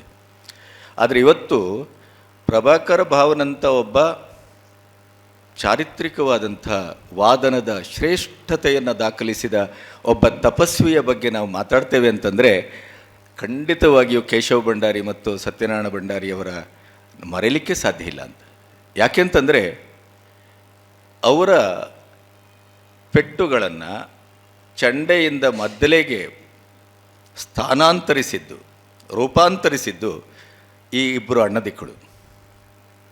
ಅದನ್ನು ಸ್ವತಃ ಪ್ರಭಾಕರ್ ಭಂಡಾರಿಯವರೇ ಹೇಳಿದ್ದನ್ನು ನಾನು ದಾಖಲಿಸಿದ್ದೇನೆ. ನೀನು ಚೆನ್ನಾಗಿದೆ, ನಿನ್ನ ಕೈ, ನೀನು ಮದ್ಲೆಯನ್ನು ಬಾರಿಸ್ಬೋದು ಅಂತ. ಬೆರಳು ಹೊಡಕೆಯಿಂದ ಆರಂಭವಾದದ್ದು ಗುಂಡುಬಳಕ್ಕೆ ಹೋದ ನಂತರ ಮಾಬಲಹೆಗಡೆಯವರ ಮಾರ್ಗದರ್ಶನದಲ್ಲಿ ಗುರುತ್ವದಲ್ಲಿ ಹಸ್ತ ಹೊಡಕೆಯನ್ನು ಕಲ್ತಿದ್ದು ಮಾಬಲಹೆಗಡೆಯವರ ಮಾರ್ಗದರ್ಶನದಲ್ಲಿ ಅಂತ ಹೇಳಿ ನಮ್ಮ ಪ್ರಭಾಕರ ಭಾವ ದಾಖಲಿಸಿದ್ದಾರೆ. ಇಲ್ಲಿ ನೀವು ಗಮನಿಸಬೇಕು, ತಿಮ್ಮಪ್ಪ ಮದ್ಲೆಗಾರರು, ಆಮೇಲೆ ಕನ್ನಯ್ಯ ಭಂಡಾರಿ, ಕಿನ್ನೀರ್ ನಾರಾಯಣ ಹೆಗಡೆಯರು, ಧರ್ಮಶಾಲೆ ಭಟ್ರು, ಈ ಥರದ ಪರಂಪರೆಯ ಮುಂದುವರಿದ ಭಾಗ ಮತ್ತು ಅದರ ಪರಿಷ್ಕೃತ ಮತ್ತು ಅದರ ಸುಭಗತನ ಇಡೀದಾಗಿ ಒಕ್ಕೊರಲಿನಿಂದ ಅದು ಏಕೀಕೃತಗೊಂಡ್ರೆ ಯಾವ ರೀತಿಯ ಒಂದು ಸೌಂದರ್ಯ ವಾದನದಲ್ಲಿ ದಕ್ಕಬಹುದು ಅನ್ನೋದಕ್ಕೆ ಪ್ರಾಯಶಃ ನನಗನ್ನಿಸ್ತದೆ ಪ್ರಶ್ನಾತೀತವಾಗಿ ಬಡಗಿನ ಪರಂಪರೆಯಲ್ಲಿ ಏಕಮೇವ ಅದ್ವಿತೀಯ ಮದ್ದಲೆಗಾರ ಯಾರಾದರೂ ಇದ್ದರೆ ಅದು ಪ್ರಭಾಕರ್ ಭಂಡಾರಿ. ಅದರ ಬಗ್ಗೆ ನೀವು ಯಾವ ರೀತಿಯ ಸಂಶೋಧನೆಯನ್ನೂ ಮಾಡ್ಬೋದು ಅಂತ. ಕೇವಲ ಗುಂಪು ಚಾಪು, ನಾವು ಮೊದಲೇ ಬಾರಿಸೋದು ಅಂತೇವೆ, ಮೊದಲೇ ಬಡಿಯೋದು ಅಂತಲೂ ಹೇಳ್ತೇವೆ. ಮೊದಲೇನ ವಾದನ ಅನ್ನುವ ಶಬ್ದವನ್ನಾಗಲಿ, ಅದರಲ್ಲಿಯ ಒಂದು ನಾದೋತ್ಪತ್ತಿ ಅನ್ನೋದಾಗಲಿ, ಅಥವಾ ಪದ್ಯ, ರಂಗಚಲನೆ, ಅರ್ಥ, ಭಾವ, ಸಂದರ್ಭ, ಇದಕ್ಕೆ ಸಣ್ಣ ಸಣ್ಣದಾದಂಥ ಪೆಟ್ಟುಗಳನ್ನು, ಚಾಪುಗಳನ್ನು ಹೇಗೆ ಬಳಸಬಹುದು ಅನ್ನೋದಕ್ಕೆ ಇವತ್ತು ಒಂದು ಪಠ್ಯದ ಮಾದರಿ ಏನಾದರೂ ಇದ್ದರೆ ಅದು ಪ್ರಭಾಕರ ಭಾವನ ಕೈ ಬೆರಳಿನ ಸಾಕ್ಷಿರೂಪ. ಇನ್ನೆಲ್ಲೂ ಸಿಗುವುದಿಲ್ಲ ಅಂತ ನಿಮಗೆ. ಆಮೇಲೆ ಅವರ ಕುಟುಂಬ ಎಷ್ಟು ಚಂದ ಒಂದು ವಂಶವೃಕ್ಷ ಅಂತಂದರೆ ನೋಡಿ, ಪಾಂಡುರಂಗ ಭಂಡಾರಿಯವರು ಪಿ ವಿ ಹಾಸ್ಯಗಾರರ ಕುಟುಂಬದೊಟ್ಟಿಗೆ ನಾನು ಒಡನಾಟ ಮಾಡಿ ಲೇಖನ ಬರೆಯುವಾಗ ಅವರು ಹೇಳಿದ ಮಾತು, ಪ್ರಭಾಕರ ಭಂಡಾರಿಯವರಕ್ಕಿಂತ ಒಂದು ಕೈ ಅವರ ತಂದೆಯವರು ಬಹಳ ಇನ್ನೂ ಮೀರಿಸಿದ್ದು ಅಂತ. ಬಹುಶಃ ಆ ಕಾಲದಲ್ಲಿ ಆ ಮಿತಿಯೊಳಗೆ ಪರಮಹಾಸ್ಯಗಾರರು ಎಷ್ಟೋ ಸರಿ ಪಾಂಡುರಂಗ ಭಂಡಾರಿಯವರು ಮೊದಲೇ ಇಲ್ಲದೇ ಇದ್ದರೆ ಪಾತ್ರನೇ ಮಾಡುವ ಉತ್ಸಾಹ ತೋರಿಸ್ತಾ ಇರಲಿಲ್ಲ ಅನ್ನೋದು ಕೂಡ ದಾಖಲಾಗಿದೆ. ಅಂದರೆ ನಾವು ಗಮನಿಸಬೇಕಾದದ್ದು, ಒಂದು ವಾದನದ ಶೈಲಿ, ವಾದನದ ರೂಪ, ಅದಕ್ಕೆ ಕೊಟ್ಟಂಥ ಹೊಸತನ, ಅದು ಸಂಪ್ರದಾಯದ ಚೌಕಟ್ಟಿನೊಳಗಡೆನೆ. ನೀವು ಅದರ ದಿವ್ಯವಾದಂಥ ವರ್ತಮಾನದ ಸ್ವರೂಪ ನೋಡಬೇಕು ಅಂತಂದರೆ ಮಂಜುನಾಥ ಮತ್ತು ಪರಮೇಶ್ವರನ ಇಬ್ಬರಿಟ್ಟು ನೀವು ನುಡಿಸಬೇಕು. ಒಂದು ಕಡೆ ಪ್ರಭಾಕರ ಭಾವನ ಸ್ಪಷ್ಟ ಸ್ವರೂಪವಾಗಿ ಮಂಜುನಾಥ ಕಾಣಿಸ್ಕೊಂಡ್ರೆ, ದುರ್ಗಪ್ಪ ಮತ್ತು ಪ್ರಭಾಕರ್ನ ಎರಕವಾಗಿ ಸಾಂಪ್ರದಾಯದ ನೆಲೆಗಟ್ಟಿನಲ್ಲಿ ಹೊಸ ರೀತಿಯ ಆವಿಷ್ಕಾರವನ್ನು ಪರಮೇಶ್ವರಲ್ಲಿ ಕಾಣ್ತೀರಿ. ನೋಡಿ, ಪ್ರಭಾಕರ ಭಾವ ಜೀವಂತವಾಗಿದ್ದಾರೆ ಅನ್ನೋದಕ್ಕೆ ಇದಕ್ಕಿಂತ ಸಾಕ್ಷ್ಯ ಬೇಕಾಗಿಲ್ಲ ಅಂತ. ತನ್ನ 2 ಮಕ್ಕಳ ಮೂಲಕ ತನ್ನ ವಾದನದ ಮತ್ತು ವ್ಯಕ್ತಿತ್ವದ ಈ ಸ್ವರೂಪಗಳನ್ನು ದಾಖಲಿಸಿ ವರ್ತಮಾನಕ್ಕೆ ಕೊಟ್ಟು ಹೋದಂಥ ಒಂದು ದಿವ್ಯ ಆತ್ಮ ಅದು. ದೌರ್ಭಾಗ್ಯ ಏನು ಅಂತಂದರೆ, ನಮಗೆ ಇಂಥ ಚೇತನಗಳ ಶಕ್ತಿ ಮತ್ತು ಸ್ವರೂಪ ಅರ್ಥ ಆಗದೇ ಇದ್ದದ್ದು. ಪ್ರಭಾಕರ ಭಂಡಾರಿಯವರು ಹೊರಟೋದಾಗ ಈ ಜಿಲ್ಲೆಯಲ್ಲಿ ಒಂದು ಶಕ್ತ ನುಡಿ ನಮನದ ವೇದಿಕೆ ತಂತಾನೇ ಹುಟ್ಕೋಬೇಕಿತ್ತು ಅಂತ. ಇದನ್ನು ವಿಸ್ತರಿಸ್ತಾ ಹೋದರೆ ಸಮಾಜದ ಸ್ತರಗಳ ಬಗ್ಗೆ ಮಾತಾಡಬೇಕಾಗತ್ತೆ. ಅದು ಬೇಕಾಗಿಲ್ಲ ನಮಗೆ. ಕಲೆಗೂ ಮತ್ತು ಅದರ ವಿಭಜನೆಗೂ ಅದರ ಹೋಗುವ ಅಗತ್ಯ ಇಲ್ಲ. ಆದರೆ ಪ್ರಭಾಕರ ಭಂಡಾರಿಯವರಂಥ ದಕ್ಷಿಣೋತ್ತರ ಕನ್ನಡದಲ್ಲಿ ಮೆಚ್ಚಿದ ಒಬ್ಬ ಶ್ರೇಷ್ಠ ವಾದಕನ ಬಗ್ಗೆ ನಮ್ಮ ನೆನಪಿನ ಶಕ್ತಿ ಎಷ್ಟು, ನಮ್ಮ ನೆನಪು ಎಷ್ಟು, ನೆನವಿಕೆ ಎಷ್ಟು, ಇದು ಇವತ್ತಿನ ಪ್ರಶ್ನೆ. ನಾವು ಎಷ್ಟರ ಮಟ್ಟಿಗೆ ಅದನ್ನು ಕಾಪಿಡ್ತೇವೆ ನೋಡಿ. ಯಕ್ಷಗಾನದಲ್ಲಿ ಅಸಂಬದ್ಧಗಳು ಬಹಳಷ್ಟು ಕಾಣಿಸ್ಕೊಳ್ತವೆ. ಆದರೆ ಉಪ್ಪೂರು, ನಬ್ಬೂರು, ಕಾಳಿಂಗನೌಡು ಇಂಥ ಶ್ರೇಷ್ಠ ಭಾಗವತರೊಟ್ಟಿಗೆ ಅಣ್ಣ ತಮ್ಮ ಕೆಲಸ ಮಾಡಿದರು. ಆದರೆ ಒಂದೇ ಒಂದು ಕ್ಷಣದ ಮಟ್ಟಿಗೂ ಹೀಗೊಂದು ಆಗಬಾರದಿತ್ತು ಅನ್ನುವಂಥ ಅವರ 5 ದಶಕದ ವಾದನದಲ್ಲಿ ಆ ಒಂದು ಕಿಲುಬನ್ನು ನೀವು ಕಾಣಲಿಕ್ಕೆ ಸಾಧ್ಯ ಇಲ್ಲ. ಅಂದರೆ ಕೆರಮನೆ ಕುಟುಂಬ ಒಂದು ಶಿಸ್ತು ಮತ್ತು ಪ್ರದರ್ಶನಕ್ಕೆ ಒಂದು ಬಹಳ ದೊಡ್ಡ ಹೆಸರು. ಆದರೆ ಅದನ್ನು ಮೀರಿಸಿದ ಒಂದು ವೈಯಕ್ತಿಕ ಶಿಸ್ತು ಈ ಕುಟುಂಬದಲ್ಲಿ ಕಾಣುತ್ತೆ ನಿಮಗೆ. ಈ ಕುಟುಂಬ ಅನ್ನುವ ಶಬ್ದವನ್ನು ಭಾಳ ಸ್ಪಷ್ಟವಾಗಿ ನಾನು ಯಾಕೆ ಹೇಳ್ತಾ ಇದ್ದೇನೆ ಅಂದರೆ, ಪರಮೇಶ್ವರ ಮತ್ತು ಮಂಜುನಾಥ ಕೂಡ ಅದೇ ತಲೆಮಾರು, ಅದೇ ಹೆಜ್ಜೆ, ಅದೇ ಶುದ್ಧತೆ, ಅದೇ ಚಾರಿತ್ರ್ಯ ಅಂತ. ಆಮೇಲೆ ಇನ್ನೊಂದು ನಾವು ಗಮನಿಸಬೇಕು, ತುಂಬಿದ ಕೊಡ ತುಳುಕುವುದಿಲ್ಲ ಅಂತ ಹೇಳ್ತಾರೆ. ಪ್ರಭಾಕರ ಭಂಡಾರಿಯವರನ್ನು ಸಂದರ್ಶನಕ್ಕಾಗಿ ನಾನು ಮಾತಾಡುವಾಗ 4 ದಿನ ತೆಗೆದುಕೊಂಡಿದ್ದೆ. ಆ ನಿಧಾನಗತಿಯ ಮಾತು, ಆ ಕೆದಕಿದಾಗ ಮಾತ್ರ ಹೇಳುವ ರೀತಿ, ತಾನು ತನ್ನದು ತನ್ನ ಅಭಿವ್ಯಕ್ತಿ ಅವರ ಬಾಯಲ್ಲಿ ಬಂದದ್ದನ್ನು ಕೇಳಲಿಲ್ಲ ಅಂತ. ಇದು ಒಬ್ಬ ಸಜ್ಜನ ಕಲಾವಿದನ ಲಕ್ಷಣ ಅಂತ. ನಾವು ಯಾಕೆ ಇವತ್ತು ಪ್ರಭಾಕರ್ ಭಂಡಾರಿಯವರನ್ನು ನೆನೆಬೇಕು? ಮೌರಿಯಲ್ಲಿ ಈಗ ನೀವು ಚಂಡೆ ಅಂತ ಹೇಳಿದೆ, ನಾನು ಇದನ್ನು ದಕ್ಷಿಣ ಕನ್ನಡದಲ್ಲಿ ಕೇಳಿದ್ದಿದ್ದು. ಆಮೇಲೆ ಶಾಂತಾರಾಮ್ ಭಂಡಾರಿ ಅನ್ನೋರು 7 ಚಂಡೆ ಹಾಕಿದ್ದನ್ನು ಗಮನಿಸಿದ್ದೇನೆ ನಾನು. ಭಾಳಷ್ಟು ಜನ ಈಗ ಅದು ಅಭ್ಯಾಸ ಆಗೋಗಿದೆ. ಸಪ್ತ ಸ್ವರದ ನೆಲೆಯಲ್ಲಿ 7 ಚಂಡೆಯನ್ನು ಹಾಕಿ ಅದನ್ನು ಯಾವುದೇ ಲಯಲಾಲಿತ್ಯಕ್ಕೆ ಮತ್ತು ಸ್ವರಬಾಧ್ಯತೆಗೆ ಅದರ ತೊಂದರೆಗೆ ಒಳಗಾಗದೇನೆ ಅದನ್ನು ನುಡಿಸಿದ ಏಕೈಕ ಚಂಡೆವಾದಕ ಆ ಕಾಲದಲ್ಲಿ ಪ್ರಭಾಕರ್ ಭಂಡಾರಿಯವರು ಅಂತೇಳಿ ದಾಖಲಾಗಿದೆ. ಅಂದರೆ ತಾನು ಮಾಡುವ ಪ್ರತಿಯೊಂದು ಕೆಲಸದಲ್ಲಿ ಶ್ರೇಷ್ಠತೆಯನ್ನು ದಾಖಲಿಸಿದವರು ಅಂತ. ನೀವು ಈ ಮುಂಡಾಸ ಒಂದು ಸಾಕು. ಪ್ರಭಾಕರ್ ಭಂಡಾರಿಯವರ ಬದುಕಿನ ಶೈಲಿಗೆ, ಅವರ ರುಜುತ್ವಕ್ಕೆ ನಿಮಗೆ ಸಾಕ್ಷಿದ ರೂಪ ಯಾವುದು ಅಂತಂದ್ರೆ ಅವರ ಮುಂಡಾಸ ಅಂತ. ನೋಡಿ ಅದು ಈಗ ಅನಿಸ್ಬೋದು ನಿಮಗೆ, ಈಗೆಲ್ಲ ನಾವು ಲುಂಗಿಯನ್ನು ರೆಡಿಮೇಡು, ಮುಂಡಾಸ ರೆಡಿಮೇಡು, ಎಲ್ಲವೂ ರೆಡಿಮೇಡು, ಬದುಕು ಕೂಡ. ಆದರೆ ಅದು ರೆಡಿಮೇಡ್ ಅಲ್ಲ. ಅದು ಈಗ ಮುಂಡಾಸ್ ಕಟ್ಕೊಂಡು ಬರ್ತೇವೆ, ಮುಂಡಾಸ್ ಕಟ್ಕೊಳ್ಳೋದೇನೋ ಬರ್ತೇವೆ. ಇವತ್ತು ನಮ್ಮ ಗಣೇಶಿಗೆ ಚಂಡೆ ಅಂದ್ಕೊಳ್ಳೇನೆ ಎಷ್ಟು ಚಂದ ಮುಂಡಾಸ ಕಟ್ಕೊಂಡು ಬಂದ. ಅದನ್ನು ಪರಂಪರೆ ಅಂತ ಕರೆಯೋದು ನಾವು. ಆಮೇಲೆ ಮೌರಿ, ತಾಸ್ಮೂರು, ಆಮೇಲೆ ನಾನು ಎಷ್ಟೋ ಜನರ ಹತ್ರ ಕೇಳಿದ್ದೇನೆ, ಅವರು ಈ ವಾದ್ಯಗಳನ್ನು ಅದರ ಮೂಲ ಸ್ವರೂಪವನ್ನು ಏನು ಸಿದ್ಧಗೊಳಿಸ್ತಾ ಇದ್ದಾರಲ್ಲ, ಮೌರಿಯಿಂದ ಹಿಡಿದು ಚಂಡೆಯಿಂದ ಹಿಡಿದು ಮೃದಂಗ, ನನಗೊಬ್ಬರು ಹೇಳಿದರು, ಇವರು ತೀರು ಹೋದ್ಮೇಲೆ ನಾನು ಕೇಳಿದ್ದದನ್ನು. ಅವ್ರು ಹೇಳಿದ್ದೇನು ಅಂತಂದರೆ, ಕಣ್ಣು ಮುಚ್ಕೊಂಡು ನೀವು ಅವರು ಯಾವುದನ್ನು ಸಿದ್ಧಗೊಳಿಸ್ತಾರೋ ಅದು ಶ್ರುತಿಗೆ ಸರಿಯಾಗಿ ಹೊಂದುತ್ತದೆ ಅನ್ನೋದರ ಬಗ್ಗೆ ನೀವು ಯೋಚನೆ ಮಾಡಬೇಕಾಗಿಲ್ಲ. ಅಂದರೆ ಆ ಕಟ್ಟುವಿಕೆಯಲ್ಲಿ ಕೂಡ ಆ ಒಂದು ಶ್ರೇಷ್ಠತೆ. ಅದಕ್ಕಾಗಿ ನಾನು ಹೇಳಿದ್ದು, ಪ್ರಭಾಕರ ಭಾವನ ಮದ್ದಲೆ ವಾದನ ಅನ್ನೋದು ಒಂದು ತಪಸ್ಸದು. ಈ ತಪಸ್ಸನ್ನು ನಾವು ಮುಂದಿನ ತಲೆಮಾರಿಗೆ ಹೇಗೆ ಕಾಪಿಡಬೇಕು ಅನ್ನೋದು ಪ್ರಶ್ನೆ. ಈಗ ನಮ್ಮಲ್ಲಿ ಹೇಳಿದರೆ ಅದು ಬಿ ಗಣಪತಿಯವರು ಮಾತಾಡಿದಾಗೆಲ್ಲ ಆಕ್ಷೇಪ ಮಾಡ್ತಾರೆ ಅಂತ ಅನ್ನಿಸ್ತದೇನೋ.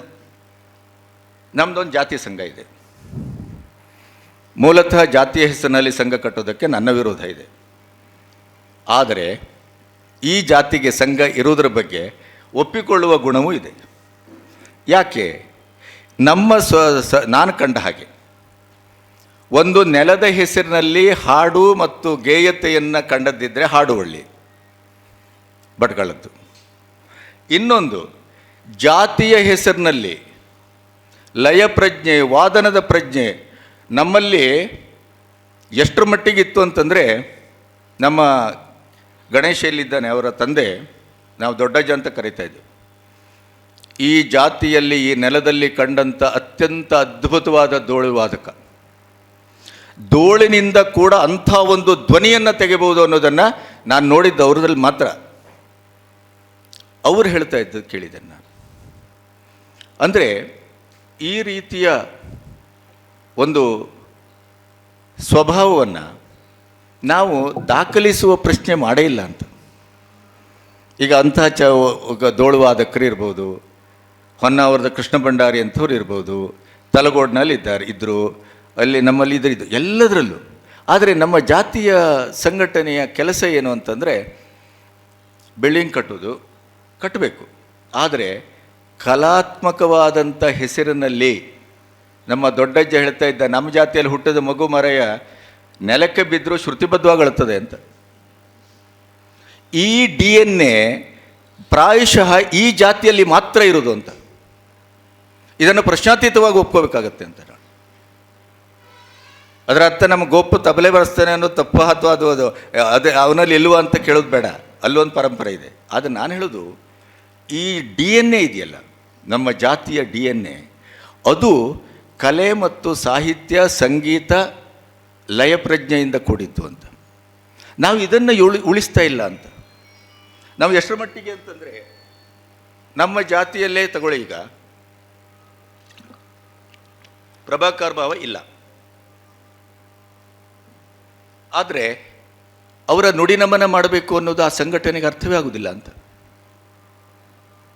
ದೋಳು, ತಾಸ್ಮೋರು, ಶಹನಾಯಿ, ಪಂಚವಾದ್ಯ, ಇಂಥ ಶುದ್ಧ ವಾದ್ಯವನ್ನು ನೀವು ದಕ್ಷಿಣ ಕನ್ನಡಕ್ಕೆ ನೋಡಿ, ಅಥವಾ ಉತ್ತರ ಕನ್ನಡ, ಅಥವಾ ನಿಮ್ಮ ಬೆಂಗಳೂರು, ಮೈಸೂರು, ಯಾವುದೇ ಪ್ರಾಂತ್ಯದಲ್ಲಿ ನೋಡಿ, ಇವತ್ತು ಮದುವೆಯ ಶುಭವಾದ್ಯದ ಹೆಸರಿನಲ್ಲಿ ಬೇರೆ ಬೇರೆ ಆವಿಷ್ಕಾರಗಳು ಕಾಣ್ತೇವೆ. ಆದರೆ ಪಂಚವಾದ್ಯದ ಸೌಂದರ್ಯ, ಅದಕ್ಕಿರುವ ಒಂದು ಭಾಷೆ. ಪ್ರಭಾಕರ ಭಾವನ ಹತ್ರ ನಾನು ಮಾತಾಡುವಾಗ ಮತ್ತು ಅವರ ಮದ್ದಲೆ ನುಡಿಸಿದಾಗ ನಾನು ಕೇಳಿದಾಗ ನನಗನ್ನಿಸಿದ್ದು, ವಾದನಕ್ಕೂ ಒಂದು ಭಾಷೆ ಇದೆ, ವಾದನಕ್ಕೂ ಒಂದು ನವಿರುತನ ಇದೆ, ವಾದನಕ್ಕೂ ಒಂದು ಅದರದೇ ಆದಂಥ ಸೌಂದರ್ಯ ಇದೆ. ಇದೇ ಸೌಂದರ್ಯ ನಮ್ಮ ಪಂಚವಾದ್ಯಕ್ಕಿದೆ. ಈ ಪಂಚವಾದ್ಯವನ್ನು ಸಂರಕ್ಷಿಸುವ, ಸಂಸ್ಕರಣ ಮಾಡುವ ಯಾವ ಕೆಲಸವೂ ನಾವು ಮಾಡ್ತಾ ಇಲ್ಲ ಅಂತ. ಅದರ ಅರ್ಥ ಭಂಡಾರಿ ಸಮಾಜ ಮಾತ್ರ ಮಾಡಬೇಕಾಗಿಲ್ಲ, ಅದು ಈ ಸಮಾಜದ ಕರ್ತವ್ಯ ಕೂಡ. ಪ್ರಭಾಕರ್ ಭಂಡಾರಿಯವರ ನುಡಿ ನಮನವನ್ನು ಭಂಡಾರಿ ಸಮಾಜ ಮಾತ್ರ ಮಾಡಬೇಕಾಗಿಲ್ಲ, ಈ ಸಮಾಜದ ಆಸ್ತಿ ಅದು, ಈ ಸಮಾಜದ ಸ್ವತ್ತದು, ಇದೆಲ್ಲರ ಕರ್ತವ್ಯ ಅದು. ಹಾಗಾಗಿ ಈ ಕರ್ಕಿಯ ಪರಂಪರೆ, ಮಂಜುನಾಥ ಮತ್ತು ಪರಮೇಶ್ವರನ ಮುಂದೆ ಹೇಗೆ ಮುಂದುವರಿತದೋ ನನಗೆ ಗೊತ್ತಿಲ್ಲ. ನಮ್ಮ ಹುಡುಗರು ಯಾರೂ ಇವತ್ತು ಪಂಚವಾದ್ಯಕ್ಕೂ ಬರ್ತಾ ಇಲ್ಲ, ಮದ್ಲೆಗೂ ಕೈ ಹಾಕ್ತಾ ಇಲ್ಲ, ಚಂಡೆಗೂ ಕೈ ಹಾಕ್ತಾ ಇಲ್ಲ. ಹಾಗಾಗಿ ಈ ಘರಾಣ, ಈ ಪರಂಪರೆ ಎಲ್ಲೋ ಒಂದು ಕಡೆ ಇಲ್ಲಿಯೇ ನಿಲ್ಲಬಹುದಾದಂಥ ಭಯವೂ ಇದೆ, ಸಾಧ್ಯತೆಯೂ ಇದೆ. ಹಾಗಾಗಿ ನಾವು ಹೆಚ್ಚೆಚ್ಚು ಪ್ರಭಾಕರ್ ಭಂಡಾರಿಯವರ ವಾದನದ ಶೈಲಿಯನ್ನು, ಪರಂಪರೆಯನ್ನು, ಬದುಕನ್ನು ನೋಡಿ. ಅವರು ಒಂದು ಸಣ್ಣ ಉಪ್ಪೂರು ಭಾಗವತರ ಹತ್ರ ಆದಂಥ ಒಂದು ಸಣ್ಣ ಸಂಗತಿಗೆ ಅಣ್ಣ ತಮ್ಮ ಇಬ್ಬರು 1 ತಿಂಗಳು ಮಾತು ಬಿಟ್ಟಿದ್ರು. ಇದನ್ನು ಉಪ್ಪೂರು ನನಗೆ ಹೇಳಿದ್ದಾರೆ, ಪ್ರಭಾಕರ್ ಭಾವನು ಹೇಳಿದ್ದಾನೆ, ಸತ್ಯನಾರಾಯಣ ಭಾವನು ಹೇಳಿದ್ದಾನೆ. ಚೀಟಿಯಲ್ಲಿ ಮಾತಾಡ್ಕೊಳ್ತಾ ಇದ್ರು. ಆಟಕ್ಕೆ ಹೋಗುವುದು, ಇಲ್ಲಿ ಆಟ, ಇಲ್ಲಿ ಆಟ, ಈ ಥರ 1 ತಿಂಗಳು. ಆದರೆ ನೆನಪಿಡಿ, ಕೊನೆಗೂ ಉಪ್ಪೂರು ಕರಗಿದ್ರು. ಯಾಕೆ? ಉಪ್ಪೂರ ಹತ್ರ ಕೇಳಿದಾಗ ಉಪ್ಪೂರು ಹೇಳಿದ್ದೆ ಇದು, ಆ ಅಣ್ಣ ತಮ್ಮನ ಶಿಸ್ತು, ನನ್ನ ಮೇಲಿರುವ ಪ್ರೀತಿ, ರಂಗದ ಮೇಲಿರುವ ಶ್ರದ್ಧೆ, ಮತ್ತು ಅವರು ಕಿಲುಬಿಲ್ಲದ ವ್ಯಕ್ತಿತ್ವ, ಎಲ್ಲೋ ನಾನೇ ಸ್ವಲ್ಪ ಎದುರಿಸಿಟ್ಟು ಮಾಡದೆ ಕಾಣ್ತದೆ, ನಾನೇ ಹೋಗೊಂದಿನ ಪ್ರಭಾಕರ ಸತ್ಯನಾರಾಯಣ ಅಂತ ಮಾತಾಡಿಸಿದೆ ಅಂತಂದರು. ಹಾಗೇಳಿ ಆ ಕ್ಷಣದಿಂದ ಮತ್ತೆ ಅಣ್ಣ ತಮ್ಮ ಮತ್ತು ಅದ್ರ ಬಗ್ಗೆ ಯೋಚನೆಯೇ ಇಲ್ಲ ಅಂತ. ಇದು ಬದುಕು, ಭಾವ ಮತ್ತು ಸಾಂಗತ್ಯ. ಇಂಥ ಒಂದು ವ್ಯಕ್ತಿತ್ವ ಇನ್ನೆಲ್ಲೂ ಸಿಗುವುದಿಲ್ಲರಿ. ಇದರ ಮಟ್ಟಿಗೆ ನಾನು ಅತ್ಯಂತ ಗರ್ವದಿಂದ ಹೇಳ್ತೇನೆ, ನೀವು ಅದನ್ನು ತಪ್ಪಾಗಿ ತಿಳಿದ್ರೂ ಅಡ್ಡಿಲ್ಲ. ಪ್ರಭಾಕರ್ ಭಾವನಂಥ ಅಥವಾ ಅಂಥ ಘರಾಣೆ ಅಥವಾ ಅಂಥ ಕುಟುಂಬ ಜನಿಸಿದಂಥ ನೆಲದಲ್ಲಿ ಮತ್ತು ಜಾತಿಯಲ್ಲಿ ಹುಟ್ಟಿದ್ದಕ್ಕೆ ನಾನು ಸಾರ್ಥಕ್ಯವನ್ನು ಹೊಂದಿದ್ದೇನೆ ಅಂತ ಅತ್ಯಂತ ವಿನೀತ ಭಾವದಿಂದ ಇದನ್ನು ಹೇಳ್ತೇನೆ. ಇಂಥವರ ಸಂಖ್ಯೆ ಜಾಸ್ತಿ ಆಗಬೇಕು. ಒಂದು ಜಾತಿ ತನ್ನನ್ನು ಕಲೆ ಮತ್ತು ಸಾಹಿತ್ಯ, ಸಂಗೀತ, ಲಯಲಾಲಿತ್ಯದ ಹೆಸರಿನಲ್ಲಿ ಗುರುತಿಸ್ಕೊಳ್ತದೆ ಅಂತ ಆದರೆ ಅದಕ್ಕಿಂತ ಸೌಭಾಗ್ಯ ಮತ್ತು ಅದಕ್ಕಿಂತ ಶ್ರೇಷ್ಠತೆ ಇನ್ನೊಂದು ಇರಲಿಕ್ಕೆ ಸಾಧ್ಯ ಇಲ್ಲ ಅಂತ. ಅದನ್ನು ಪ್ರಭಾಕರ್ ಭಾವನ ಇಡೀ ಕುಟುಂಬ ಮತ್ತು ನಮ್ಮ ಜಾತಿಯಲ್ಲಿ ಅದು ನೀವು ಹುಡುಕ್ತಾ ಹೋದರೆ ಒಂದೇ ಒಂದು, ನಾನು ನಿನ್ನೆ ಗೋಪು ಮಾತಾಡ್ಕೊಳ್ತಾ ಇದ್ದೆವು. ಗೋಪು ಮನೆಯಲ್ಲಿ ಯಾವುದೋ ಒಂದು ಮದುವೆ ಆಗಿತ್ತು. ನಾನಾಗ ಸಣ್ಣವ. ಆವಾಗ ನಮ್ಮ ಕೆಳಗನ ಮನೆ ದೊಡ್ಡಜ್ಜ ದೋಳು ಬಾರಿಸಿದ್ರೆ ನಮ್ಮ ಅಪ್ಪನೇ ತಾಸ್ಮೋರು ಬಾರಿಸ್ತಿದ್ದೆ. ಯಾಕೆಂದರೆ ಅವರೊಟ್ಟಿಗೆ ಇನ್ನು ಯಾರೂ ಕೈ ಹಾಕ್ಲಿಕ್ಕಾಗ್ತಿರಲಿಲ್ಲ, ಲಯ ಹಿಡಿಲಿಕ್ಕಾಗ್ತಿರ್ಲಿಲ್ಲ. ಅಂಥ ಅದ್ಭುತವಾದಂಥ ಬಾರಿಸುವಿಕೆ, ಅದು ನುಡಿಸುವಿಕೆ. ಅಲ್ಲಿ ಮಹಾಬಲಿಗಡರು ಬಂದು ದೊಡ್ಡಜ್ಜನ ಪಕ್ಕದಲ್ಲಿ ಕೂತು ಆ ದೋಳನ್ನು ಆಲಿಸಿದ್ದನ್ನು ಈ ಕಣ್ಣುಗಳು ನೋಡಿದೆ. ಮಹಾಬಲಿಗಡರನ್ನು ನಾವು ಅರ್ಥನೇ ಮಾಡ್ಕೊಂಡಿಲ್ಲ ಬಿಡಿ. ಮಹಾಬಲಿಗಡರನ್ನು ನಾವು ಅರ್ಥ ಮಾಡ್ಕೊಂಡೇ ಇಲ್ಲ. ಮಹಾಬಲಿಗಡರನ್ನು ಬಗದಷ್ಟು ನಿಮಗೆ ವಿಸ್ಮಯ ಹುಟ್ಟಿಸುವಂಥ ಸಂಗತಿಗಳು ಸಿಗ್ತವೆ. ಅವರು ಮೌನರಾದರು, ನಾವು ಮೌನದ ಅಪ್ಪಂದಿರಾದರು ಅಷ್ಟೇ. ನಾವು ಅದನ್ನು ಕೆದಕಲಿಕ್ಕೆ ಹೋಗಲಿಲ್ಲ. ನನ್ನ ಕೊನೆಯದಾಗಿ ಹೇಳೋದಿಷ್ಟೇ, ಆ ಕುಟುಂಬ, ಪ್ರಭಾಕರ್ ಭಾವನ ಕುಟುಂಬ, ಅದು ಇವತ್ತು ಸಮಾಜಕ್ಕೆ ಮಾದರಿಯಾಗಿದೆ, ಕಲೆಗೆ ಮಾದರಿಯಾಗಿದೆ, ವಾದನಕ್ಕೆ ಮಾದರಿಯಾಗಿದೆ, ವ್ಯಕ್ತಿತ್ವಕ್ಕೆ ಮಾದರಿಯಾಗಿದೆ. ಪ್ರಾಯಶಃ ಒಬ್ಬ ತಂದೆಯಾಗಿ ಇಂಥ ಮಕ್ಕಳನ್ನು ಸಮಾಜಕ್ಕೆ ಕೊಡುವುದನ್ನು ಬಿಟ್ಟರೆ ಇನ್ಯಾವ ಸಾರ್ಥಕ್ಯವೂ ಬೇಕಾಗಿಲ್ಲ ಇವತ್ತಿನ ವರ್ತಮಾನದಲ್ಲಿ. ಯಾಕೆಂದರೆ ಮಕ್ಕಳನ್ನು ಹುಟ್ಟಿಸೋದು ಮುಖ್ಯ ಅಲ್ಲ, ಈಗ ಬೆಳೆಸೋದು ಭಾಳ ಕಷ್ಟ. ಆದರೆ ಆ ಮಕ್ಕಳು ಇವತ್ತಿಷ್ಟು ಜನಪ್ರಿಯತೆಯನ್ನು ಹೊಂದಿದರೂ ಕೂಡ ಅವರು ಯಾವತ್ತೂ ಹದ ತಪ್ಪಿಲ್ಲ. ಹಾಗಾಗಿ ನನ್ನ ನಿರೀಕ್ಷೆ ಮತ್ತು ಮಾತು ಏನು ಅಂತಂದರೆ, ಪ್ರಭಾಕರ್ ಭಂಡಾರಿಯಂಥವರ ವಾದನದ ಶೈಲಿಯನ್ನು ನಾವು ಕೇವಲ ನುಡಿನಮನಕ್ಕಷ್ಟೇ ಸೀಮಿತಗೊಳಿಸ್ತೇನೆ, ಅದನ್ನು ಮುಂದುವರಿಸುವ ಮತ್ತು ಅದನ್ನು ಅಧ್ಯಯನ ಮಾಡುವ, ಅದನ್ನು ಒಂದು ಮುಂದಿನ ಜನಾಂಗಕ್ಕೆ ಕಾಪಿಡುವ ಕೆಲಸವನ್ನು ಮಾಡೋಣ. ಜಾತಿ ಸಂಘಟನೆಯನ್ನು ಕಟ್ಕೊಂಡು ಯಾವುದು ಸ್ವಾಮಿಯ ಪಾದಪೂಜೆ ಮಾಡೋದರಲ್ಲೇ ಜೀವನದ ಸಾರ್ಥಕ್ಯವನ್ನು ಕಳ್ಕೊಳ್ಳೋದಕ್ಕಿಂತ ನಾವು ಇಂಥ ಕೆಲಸವನ್ನು ಮಾಡಿದ್ರೆ ಪ್ರಾಯಶಃ ಭಗವಂತನೂ ಮೆಚ್ಚುತ್ತಾನೆ. ನಮಸ್ತೆ. ಪ್ರಭಾಕರ್ ಭಂಡಾರಿಯವರ ಕುರಿತು ನುಡಿನಮನ ಸಲ್ಲಿಸುವೆ. ನಾನು ನನ್ನ ನುಡಿನಮನದಲ್ಲಿ ಹೇಳದೆ ಬಿಟ್ಟಂಥ ಒಂದೆರಡು ವಿಚಾರಗಳನ್ನು ಹೇಳ್ತೇನೆ. ಸುಮಾರು 10 ವರ್ಷದ ಹಿಂದೆ ಅಂತ ಅನಿಸ್ತದೆ, ಪ್ರಭಾಕರ್ ಭಂಡಾರಿಯವರಿಗೆ ರಾಜ್ಯೋತ್ಸವ ಪ್ರಶಸ್ತಿ ಬಂದಾಗ ಈ ಫೋಟೋ ನನಗೆ ಯಾರೋ ಮೇಲ್ ಮಾಡಿ, ಪಿ ಕೆ ಹೆಗಡೆಯವರು ಅಂತ ಅಥವಾ ಬೇರೆ ಯಾವುದೋ ಮೂಲದಿಂದ ಈ ಫೋಟೋ ಬಂತು. ಆ ಫೋಟೋ ನನಗೆ ಯಕ್ಷರಂಗ ಪತ್ರಿಕೆಯ ಮುಖಪುಟದಲ್ಲಿ ಯಕ್ಷರಂಗ ಹೇಳುವ ಒಂದು ಆ ಫಾಂಟ್ನ ಹಿಂದುಗಡೆಯಲ್ಲಿ ಒಂದು ಮದ್ದಲೆಯ ಬಾರಿಸ್ತಾ ಇದ್ದಂಥದ್ದೊಂದು ಫೋಟೋ ಬೇಕು ಅಂತ ನನಗೆ ಅನಿಸಿತು. ಆಗ ನಾನು ಹುಡುಕಿದಾಗ ಇದೇ ಫೋಟೋದ ಈ ಕೈ ಕಳೆದ 15 ವರ್ಷದಿಂದ ನಮ್ಮ ಯಕ್ಷರಂಗದ ಮುಖಪುಟದಲ್ಲಿ ರಾರಾಜಿಸ್ತಾ ಇದೆ.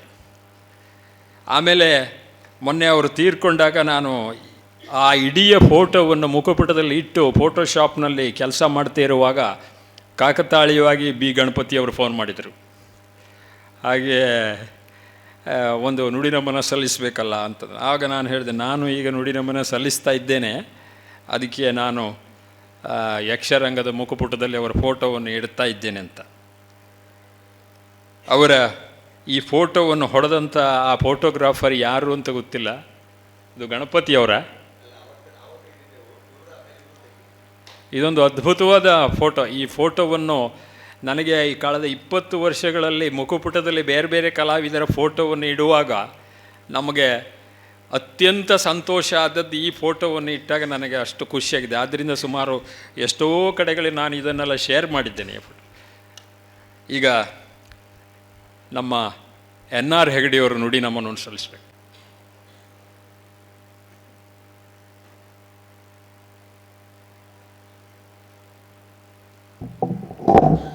ಇಂದಿನ ಈ ಒಂದು ನುಡಿ ನಮನ ಕಾರ್ಯಕ್ರಮ ಅದು ಅದ್ಭುತವಾದಂಥ ಭಾಷಣ. ಈ ಭಾಷಣವನ್ನು ನಾವು ಕಾಯ್ದಿಟ್ಕೊಳ್ಬೇಕು. ಯಾಕೆಂದರೆ ಪ್ರತಿಯೊಂದು ವಿಚಾರ ಗಣಪತಿಯವರು ಹೇಳಿರೋದು ಸ್ಪಷ್ಟವಾಗಿದೆ. ಅದರಲ್ಲೂ ಭಾಳ ಮುಖ್ಯವಾಗಿ ನಾವೆಲ್ಲ ಚಿಕ್ಕ ವಯಸ್ಸಿಂದ ನೋಡಿರ್ತಕ್ಕಂಥ ವ್ಯಕ್ತಿ ಪ್ರಭಾಕರ್ ಭಂಡಾರಿಯವರು. ಕುಟುಂಬನೇ, ಆದರೆ ಸಣ್ಣ ವಯಸ್ಸಿನಲ್ಲಿ ಗೊತ್ತಾಗೋಲ್ಲ ಇತ್ತು ಇದರ ಮಹತ್ವ.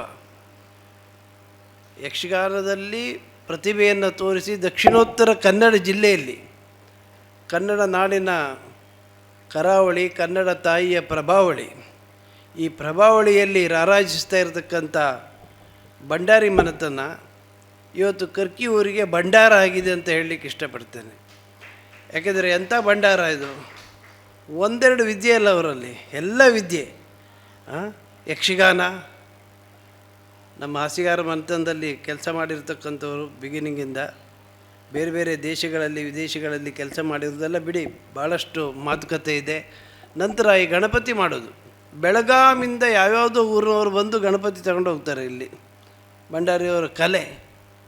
ಆಮೇಲೆ ನಮ್ಮ ಊರಿನಲ್ಲಿ ಯಾವುದೇ ಮದುವೆ ಮುಂಜಿಗಳಲ್ಲಿ ವಾದ್ಯಕ್ಕೆ ಭಂಡಾರಿ, ಕರ್ಕಿ ಭಂಡಾರರೇ.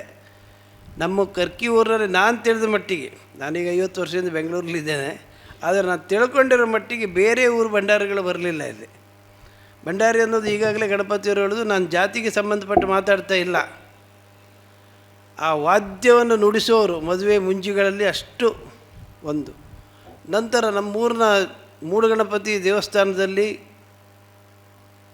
3ನೇ ದಿನ ಬೆಳಿಗ್ಗೆ ಇಡೀ ಊರಿಗೆ ಉತ್ಸವ ಮೂರ್ತಿ ಬರುತ್ತೆ. ಆ ಉತ್ಸವ ಮೂರ್ತಿ ಬಂದಂಥ ಸಂದರ್ಭದಲ್ಲಿ ಕಾಲಿಗೆ ಚಪ್ಪಲಿ ಇಲ್ಲದೆ ಆ ಬಿಸಿಲಿನಲ್ಲಿ ಭಂಡಾರಿಗಳು ತಮ್ಮ ಕೆಲಸವನ್ನು ಮಾಡ್ತಾಯಿದ್ರು. ಈಗಾಗಲೇ ನಮ್ಮ ಕೃಷ್ಣಮೂರ್ತಿಯವರು ಹೇಳಿದ್ದು ನಾವು ನೋಡಿದ್ವಿ, ನೇಗಿಲಿಲ್ದೇ ಉಳುಮೆ ಮಾಡ್ತಾ, ನೇಗಿಲಿಗಿದೆ ಎತ್ತುಗಳಿಲ್ಲದೇ ಉಳುಮೆ ಮಾಡ್ತಾಯಿದ್ರು. ಅವ್ರದ್ದು ಕಲಿಬೇಕು. ಎಲ್ಲ ವಿದ್ಯೆಗಳಲ್ಲಿ ಪರಿಣಿತರಾಗಿದ್ದರು. ಇರುವ ಕೆಲಸವ ಮಾಡು ಕಿರಿದೆನದೆ, ದೊರೆತುದ ಪ್ರಸಾದವೆಂದು ಸ್ವೀಕರಿಸು ಗೊಣಗಿಡದೆ, ಧರಿಸು ಲೋಕದ ಪರಮಾರ್ಥವ ಬಿಡದೆ, ಕರೆ ಬಂದೊಡನೆ ಹೊರಡೋ ಮಂಕುತಿಮ್ಮ ಅನ್ನುವಂತೆ ಇವತ್ತು ಕರೆ ಬಂತು, ಹೊರಟಿದ್ದಾರೆ ಸಾಧು ಸಜ್ಜನರು. ನನಗೆ ಹಲವಷ್ಟು ಸಂದರ್ಭಗಳಲ್ಲಿ ಅವ್ರನ್ನ ಮಾತಾಡಿದ್ದೇವೆ. ನಾವಿಲ್ಲಿ ಕರ್ಕಿಯಿಂದ ಅವರಿಗೆ ಒಂದು ವಿಶೇಷವಾದಂಥ ಸನ್ಮಾನವನ್ನು ಮಾಡಿದ್ವಿ.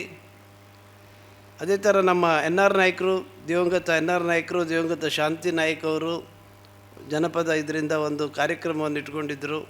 ಆ ಸಂದರ್ಭದಲ್ಲೂ ಮಿತಭಾಷಿ, ಈಗಾಗಲೇ ಹೇಳಿದ್ದಾರೆ, ಸರಳ ಸ್ವಭಾವ, ಯಾವುದೇ ರೀತಿಯ ಅಹಂಕಾರ ಇಲ್ಲ ಅಂಥ ವ್ಯಕ್ತಿತ್ವವನ್ನು ರೂಪಿಸಿಕೊಂಡಂಥ ಭಂಡಾರಿಯವರು. ಆದರೆ 2 ಕಾಣಿಕೆ ಕೊಟ್ಟಿದ್ದಾರೆ, 2 ಸುಪುತ್ರರು. ತುಂಬ ಅವರು ಯಾರಿಗೂ ಇಲ್ಲ, ಪರಮೇಶಂಗಾಗಲಿ ಮಂಜುನಾಥಂಗಾಗಲಿ ಯಾವುದೇ ರೀತಿಯಾದಂಥ ಅಹಂಕಾರ ಇಲ್ಲ. ಎಷ್ಟಿಷ್ಟು ವಿದ್ಯೆ ಇದ್ದರೆ ಎಷ್ಟೆಷ್ಟು ಜನ ಏನೇನೋ ಮಾಡ್ತಾಯಿದ್ರು. ನಾವು ಕೆಟ್ಟ ಶಬ್ದ ಸೊಕ್ಕು ಅಂತ ಉಪಯೋಗಿಸಲ್ಲ, ಬಟ್ ಅವ್ರ ಹತ್ರ ವಿದ್ವತ್ತಿದೆ. ಅಂಥ ವಿದ್ವತ್ತನ್ನು ಉಳಿಸಿ ಹೋಗಿದ್ದಾರೆ. ಈಗ ಗೆಲಿಲಿ ಒಂದು ಹುಡುಗನ ಇಟ್ಟ, ಪ್ರಪಂಚ ಹೆಂಗಿದೆ ಅದೆಲ್ಲ ತಿಳಿಸಿಬಿಟ್ಟು ಕೊನೆಗೆ ಆ ಹುಡುಗ ತಗೊಂಡೋಗ್ತಾನೆ, ಪ್ರಪಂಚ ಈ ಥರ ಇದೆ ಅಂತ ಇಡೀ ಪ್ರಪಂಚಕ್ಕೆ ಸಾರ್ತಾನೆ. ಹಾಗೆ ಪರಮೇಶ್ವರ ಭಂಡಾರಿಗೆ ಇವತ್ತು ಪರಮೇಶ್ವರ ಅಂತ ಹಾಕೋಲ್ಲ. ದಕ್ಷಿಣ ಕನ್ನಡದಲ್ಲಿ ನಾನು ಹ್ಯಾಂಡ್ ಬಿಲ್ಲೆಲ್ಲ ನೋಡಿದಾಗ ಮೃದಂಗ, ಚಂಡೆ, ಮೃದಂಗ ಭಂಡಾರಿ ಕರ್ಕಿ ಅಂತ ಹಾಕ್ತಾರೆ. ನಮಗೆಷ್ಟು ಕರ್ಕಿ ಊರ ಬಗ್ಗೆ ಎಷ್ಟು ಅಭಿಮಾನ. ಆ ಕರ್ಕಿ ಊರು ಬಗ್ಗೆ ಮಾತಾಡಿದ್ರೆ ಸಿಕ್ಕಾಪಟ್ಟೆ ಇದೆ. ಅದರಲ್ಲಿ ಭಂಡಾರಿಗಳ ಕಾಂಟ್ರಿಬ್ಯೂಷನ್ನು, ಹಾಸಿಗಾರ ಮನೆಯವ್ರ ಕಾಂಟ್ರಿಬ್ಯೂಷನ್, ಹಾಗೆ ಹಲವಾರು ಕಾಂಟ್ರಿಬ್ಯೂಷನ್ ಇದೆ ಕರ್ಕಿ ಬಗ್ಗೆ. ಅದರಲ್ಲಿ ಅಮೋಘವಾದಂಥ ಕಾಂಟ್ರಿಬ್ಯೂಷನ್ನ ಕೊಟ್ಟು ಪ್ರಭೆಯ ಕರನಾಗಿ, ಪ್ರಭಾಕರನಾಗಿ ಇವತ್ತು ನಮ್ಮ ಕಣ್ಮರೆಯಾಗಿದ್ದಾರೆ. ಆತ್ಮ ಇದೆ, ಆತ್ಮ ಇನ್ನೂ ತಿರುಗಾಡ್ತಾನೆ ಇರ್ತದೆ. ಅದರ ಬಗ್ಗೆ ಮಾತಾಡೋದಕ್ಕೆ ಬೇರೆ ಥರ ಇರ್ತಾರೆ. ಆದರೆ ಇಂಥ ಒಂದು ಒಳ್ಳೆತನದಲ್ಲಿ ಮುಂದೆ ದಿನಗಳಲ್ಲಿ ನಾವು ಸ್ಮರಿಸ್ಕೊಳ್ಬೇಕು. ಈಗಾಗಲೇ ನಮಗಿಂತ ಮೊದಲು ಮಾತಾಡಿದವರು ಅದ್ರ ಬಗ್ಗೆ ಹೇಳಿದ್ರು. ಬರೀ ಪುಸ್ತಕ ಬರೆದ್ರೆ ಆಗಲಿಲ್ಲ, ಇಲ್ಲಿಯ ಮಕ್ಕಳಿಗೆ ತಿಳುವಳಿಕೆ ಹೇಳಬೇಕು, ಮುಂದಿನ ಜನಾಂಗಕ್ಕೆ ಇದನ್ನು ತಗೊಂಡು ಹೋಗಬೇಕು. ನಮ್ಮ 93 ವರ್ಷದ ವಯೋವೃದ್ಧರು ಅಂತಲ್ಲ, ಯಂಗ್, ಅತ್ಯಂತ ಯುವಕರು ಇಲ್ಲಿ ಕೂತಿದ್ದಾರೆ. ಸತ್ಯ ಮಾಸ್ತರು ನನ್ನ ಕಂಡ್ರೆ ಭಾಳ ಪ್ರೀತಿ ಇದೆ ಅವರಿಗೆ. ಅದಕ್ಕೆ ಕಾರಣವೂ ಇದೆ ಅವ್ರ ಹತ್ರ, ಯಾಕೆ ಅಂತ. ಸೊ ಅಂಥ ಒಂದು ವ್ಯಕ್ತಿ ಇವತ್ತು ಆಕರ್ಷಿತರಾಗಿ ಇಲ್ಲಿ ಬಂದಿದ್ದಾರೆ ಅಂದರೆ ಅದರ ಪ್ರತಿಭೆ, ಅದರ ನೆನಪು. ಇದನ್ನೆಲ್ಲ ಮುಂದೆ ಜನಾಂಗಕ್ಕೆ ತೆಗೆದುಕೊಂಡು ಹೋಗುವಂಥ ಶಕ್ತಿಯನ್ನು ಪರಮಾತ್ಮ ಕೊಡಲಿ. ಅವರ ಆತ್ಮಕ್ಕೆ ಚಿರಶಾಂತಿ ಸಿಗಲಿ ಅಂತ ಈ ಸಂದರ್ಭದಲ್ಲಿ ಹೇಳಿ ಎಲ್ಲರಿಗೂ ನಮಸ್ಕಾರ ಮಾಡ್ತೇನೆ.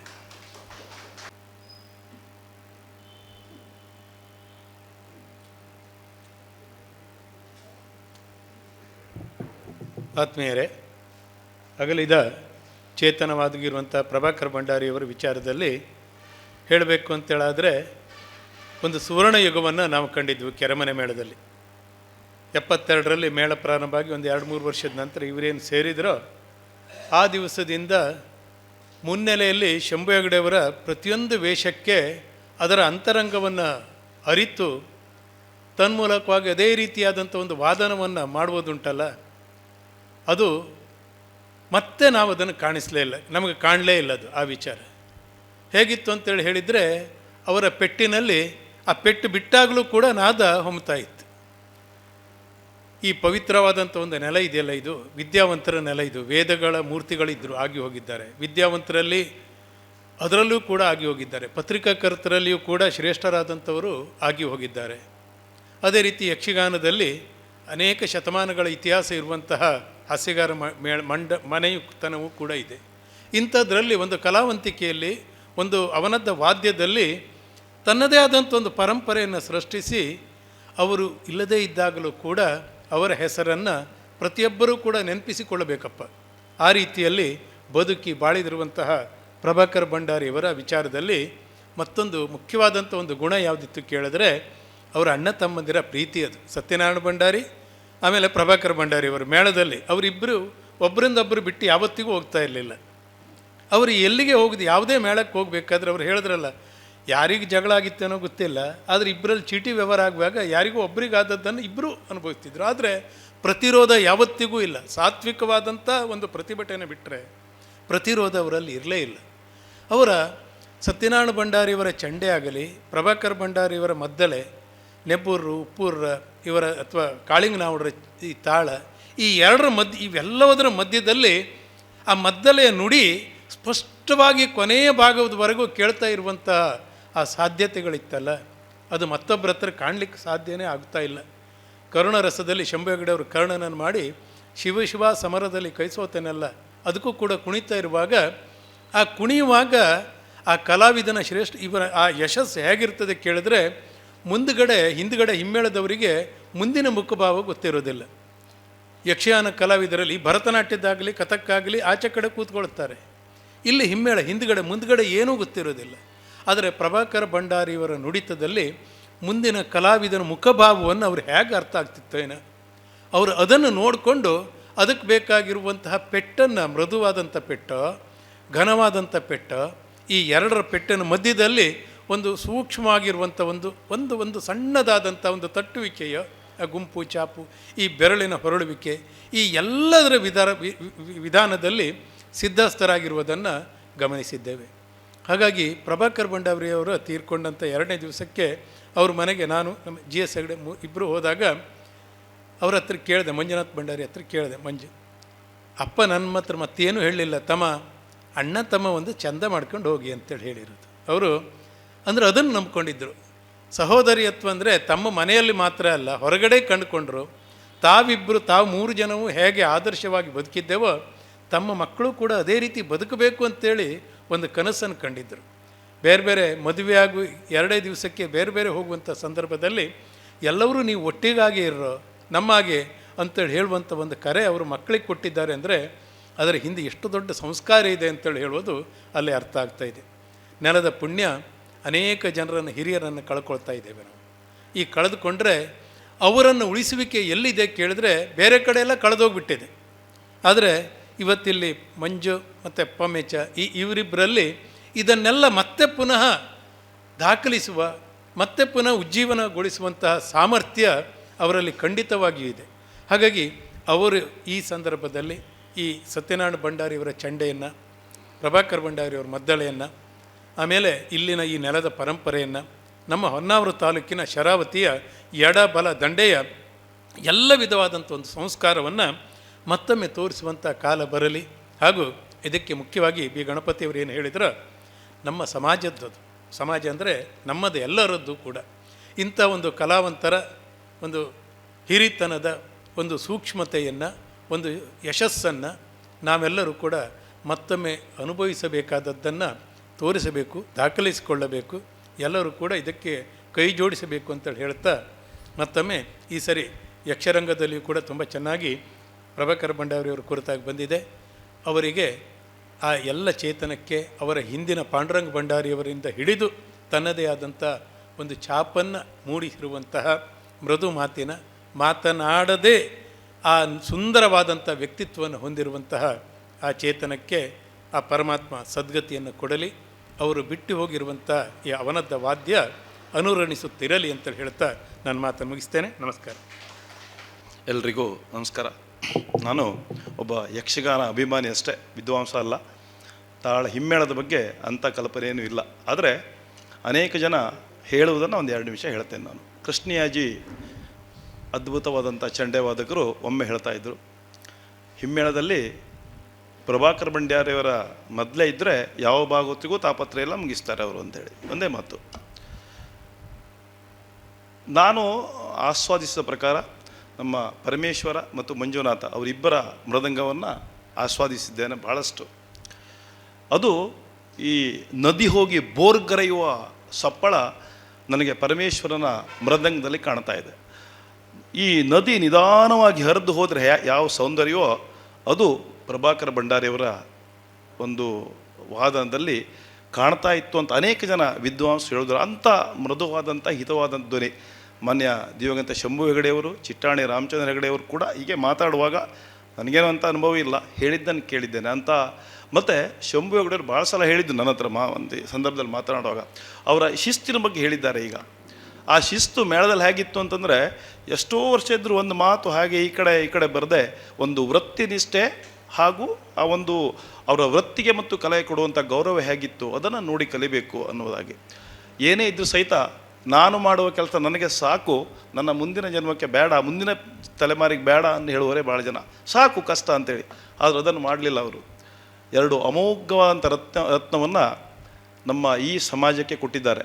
ಅವರೇ ಮುಂದುವರಿತಾ ಬಂದ ಹಾಗೆ ಒಂದು 2 ಜನ ತನ್ನ ಮಕ್ಕಳನ್ನು ಹಿಮ್ಮೇಳಕ್ಕೆ ಕೊಟ್ಟಿದ್ದಾರೆ. ಇವರು ಮೃತರಿಗೆ ಅವರ ಆತ್ಮಕ್ಕೆ ಶಾಂತಿ ಸಿಗಲಿ ಹಾಗೂ ಅವರ ಕುಟುಂಬ ಸಮೃದ್ಧತೆಯಿಂದ ಬಾಳಲಿ ಅಂತ ಹೇಳ್ತಾ 2 ಮಾತನ್ನು ಮುಗಿಸ್ತೇನೆ. ನಮಸ್ಕಾರ. ಬಿ ಗಣಪತಿಯವರು ಮಾತನಾಡುವಾಗ ಒಂದು ವಿಷಯ ಬಿಟ್ಟದ್ದಕ್ಕೆ ಅವರು ವಿಷಾದ ವ್ಯಕ್ತಪಡಿಸಿದರು. ಪ್ರಭಾಕರ್ ಭಂಡಾರಿಯವರ ಪುತ್ರರಲ್ಲಿ ಕಿರಿಯರಾದ ಉಮೇಶ್ ಭಂಡಾರಿಯವರು ತಂದೆಯವರ ಸೇವೆಯಲ್ಲಿ ಶ್ರವಣಕುಮಾರ ರೀತಿಯಲ್ಲಿ ಕೆಲಸ ಮಾಡಿದರು. ನಾವು ಅದನ್ನು ಗುರುತಿಸಬೇಕು ಅಂತ. ಈಗ ನನಗನ್ನಿಸೋದು ಏನಂದರೆ, ಒಬ್ಬ ಶ್ರೇಷ್ಠ ಕಲಾವಿದರು ಅವನ ಮಕ್ಕಳು, ಒಬ್ಬ ಕಲಾವಿದನ ಮಕ್ಕಳಲ್ಲಿ ಯಾರಾದರೂ ಅವರ ಕಲೆಯನ್ನು ಮುಂದುವರಿಸಿ ಅತ್ಯಂತ ತನಗಿಂತಲೂ ಹೆಚ್ಚಿನ ಜನಪ್ರಿಯತೆಯನ್ನು ಪಡೆದರೆ ಬಹುಶಃ ಅಂಥ ಕಲಾವಿದರ ಬಗ್ಗೆ ಯಾವ ನುಡಿನಮನ, ಯಾವ ಶ್ರದ್ಧಾಂಜಲಿ ಅರ್ಪಿಸೋದು ಬೇಕಾಗುವುದಿಲ್ಲ. ಅವರಿಗೆ ಸದ್ಗತಿ ತನ್ನಿಂದ ತಾನೇ ಸಿಗ್ತದೆ. ಈ ದೃಷ್ಟಿಯಿಂದ ಪ್ರಭಾಕರ್ ಭಂಡಾರಿಯವರ ಪುತ್ರರಾದ ಪರಮೇಶ್ವರ್ ಭಂಡಾರಿಯವರು ಇವತ್ತು ಅತ್ಯಂತ ಜನಪ್ರಿಯ ಮದ್ದಲೆಗಾರರಾಗಿರುವುದು ನಮಗಷ್ಟೇ ಹೆಮ್ಮೆ ಅಲ್ಲ. ಅದರಿಂದಾಗಿ ನಮ್ಮ ಪ್ರಭಾಕರ್ ಭಂಡಾರಿಯವರಿಗೆ ಮತ್ತು ಅವರ ಕುಟುಂಬದ ಒಟ್ಟೂ ಶ್ರೇಯಸ್ಸಿಗೆ ಅವರು ಕಾರಣರಾಗಿರುವುದರಿಂದ ಪ್ರಭಾಕರ್ ಭಂಡಾರಿಯವರಿಗೆ ಯಾರು ನುಡಿ ನಮನ ಸಲ್ಲಿಸಿದ್ರು ಅವರಿಗೆ ಸದ್ಗತಿ ಸಿಕ್ಕೇ ಸಿಗ್ತದೆ. ನಾನು ನಮ್ಮ ತಂದೆಯವರ ಕಡತೋಕ ಮಂಜುನಾಥ ಭಾಗವತರ ಸಂಸ್ಮರಣೆ ಪ್ರತಿ ವರ್ಷವೂ ಮಾಡ್ತಾ ಇದ್ದೇನೆ.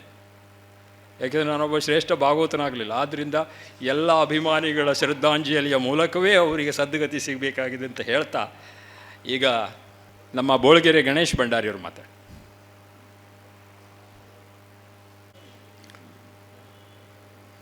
ಎಲ್ರಿಗೂ ನಮಸ್ಕಾರ. ಪ್ರಭಾಕರ್ ಭಂಡಾರಿಯವರ ನುಡಿನಮನ ಕಾರ್ಯಕ್ರಮವನ್ನು ಇವತ್ತು ಹಮ್ಮಿಕೊಂಡಿದ್ದಾರೆ.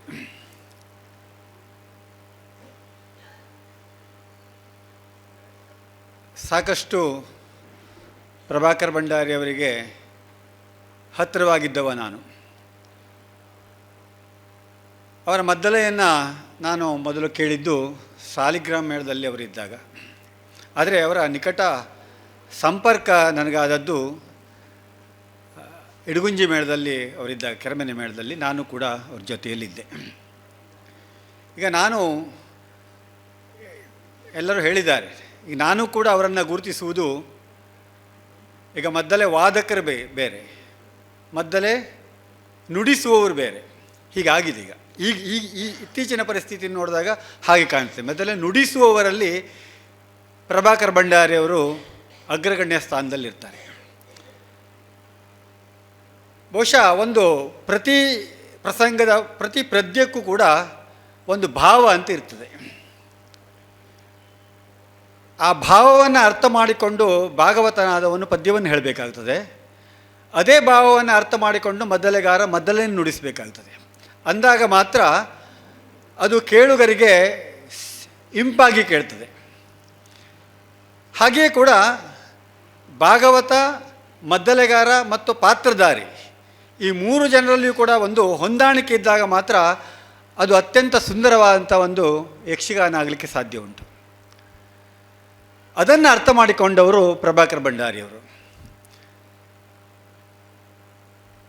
ಸೂಕ್ಷ್ಮವಾದ ವಿಚಾರವನ್ನು ಕೂಡ ಅವರು ಅದನ್ನು ಯಾವುದೇ ತಾತ್ಸಾರ ಮಾಡದೆ ಗಂಭೀರವಾಗಿ ತೆಗೆದುಕೊಳ್ಳುವಂಥ ಒಂದು ಭಾವ ಅವರದ್ದಾಗಿತ್ತು. ಹೇಗೋ ಆಗ್ತದೆ. ಒಂದು ಸಾಮಾನ್ಯ ವೇಷಧಾರಿ ಬಂದರೂ ಕೂಡ, ಈಗ ದೊಡ್ಡ ವೇಷಧಾರಿ ಬಂದಾಗ ಅದನ್ನು ಜಾಗೃತವಾಗಿ ಬಾರಿಸುವುದು ಒಂದು ಹಂತದಲ್ಲಿ ದೊಡ್ಡ ದೊಡ್ಡ ಮದ್ದಲೆಗಾರರು ಎನಿಸ್ಕೊಂಡವರಿಗೆ ಅದು ಸರಿ ಅಂತ ಹೇಳೋಣ. ಆದರೆ ಒಬ್ಬ ಸಾಮಾನ್ಯ ಚಿಕ್ಕ ವೇಷಧಾರಿಯೂ ಕೂಡ ರಂಗಸ್ಥಳಕ್ಕೆ ಹೋದಾಗ ಅವನ ಆ ನಡೆಯನ್ನು ಅರ್ಥ ಮಾಡಿಕೊಂಡು ಬಾರಿಸುವುದುಂಟಲ್ಲ, ಅದು ತೀರಾ ವಿಶೇಷವಾಗಿ ಕಾಣ್ತದೆ ಪ್ರಭಾಕರ್ ಅವರಲ್ಲಿ.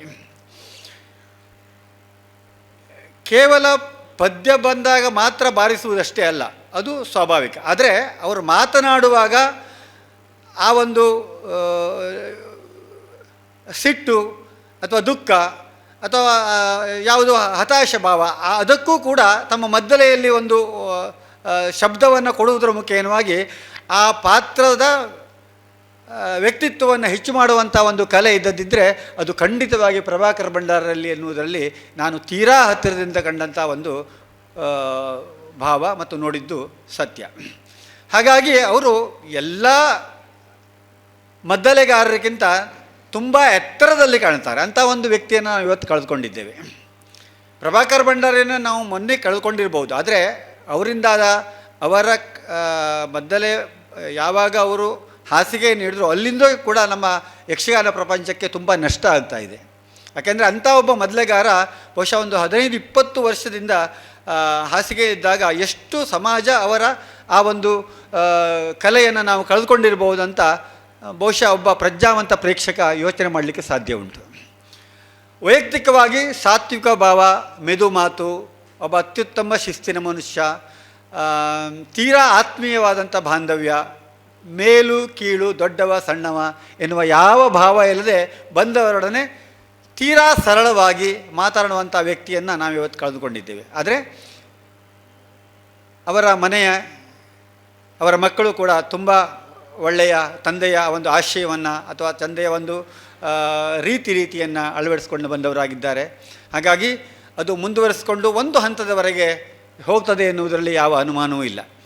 ಇಂಥ ಪ್ರಭಾಕರ ಭಂಡಾರಿಯವರನ್ನು ಕಳೆದುಕೊಂಡಂಥ ನಾವು ಖಂಡಿತವಾಗಿ ದೌರ್ಭಾಗ್ಯವಂತರು ಅಂತ ಹೇಳ್ತಾ ಅವರಿಗೆ ಸದ್ಗತಿ ಸಿಗಲಿ ಎನ್ನುವುದರೊಟ್ಟಿಗೆ ಅವರಿಗೆ ನುಡಿ ನಮವನ್ನು ಸಲ್ಲಿಸಿ ನನ್ನ ಮಾತನ್ನು ಮುಗಿಸ್ತೀನಿ. ನಮಸ್ಕಾರ. ಈಗ ನಮ್ಮ ಜೊತೆಗಿರುವಂಥ ಅತ್ಯಂತ ಹಿರಿಯ ಯಕ್ಷಗಾನ ಕಲಾವಿದರಾದಂಥ ಸತ್ಯನಾರಾಯಣ ಹಾಸ್ಯಗಾರರು ನಮ್ಮನ್ನು ನುಡಿ ನಮನವನ್ನು ಸಲ್ಲಿಸಬೇಕು ಅಂತ ನಾನು ಅವರಲ್ಲಿ ವಿನಂತಿಸ್ತೇನೆ.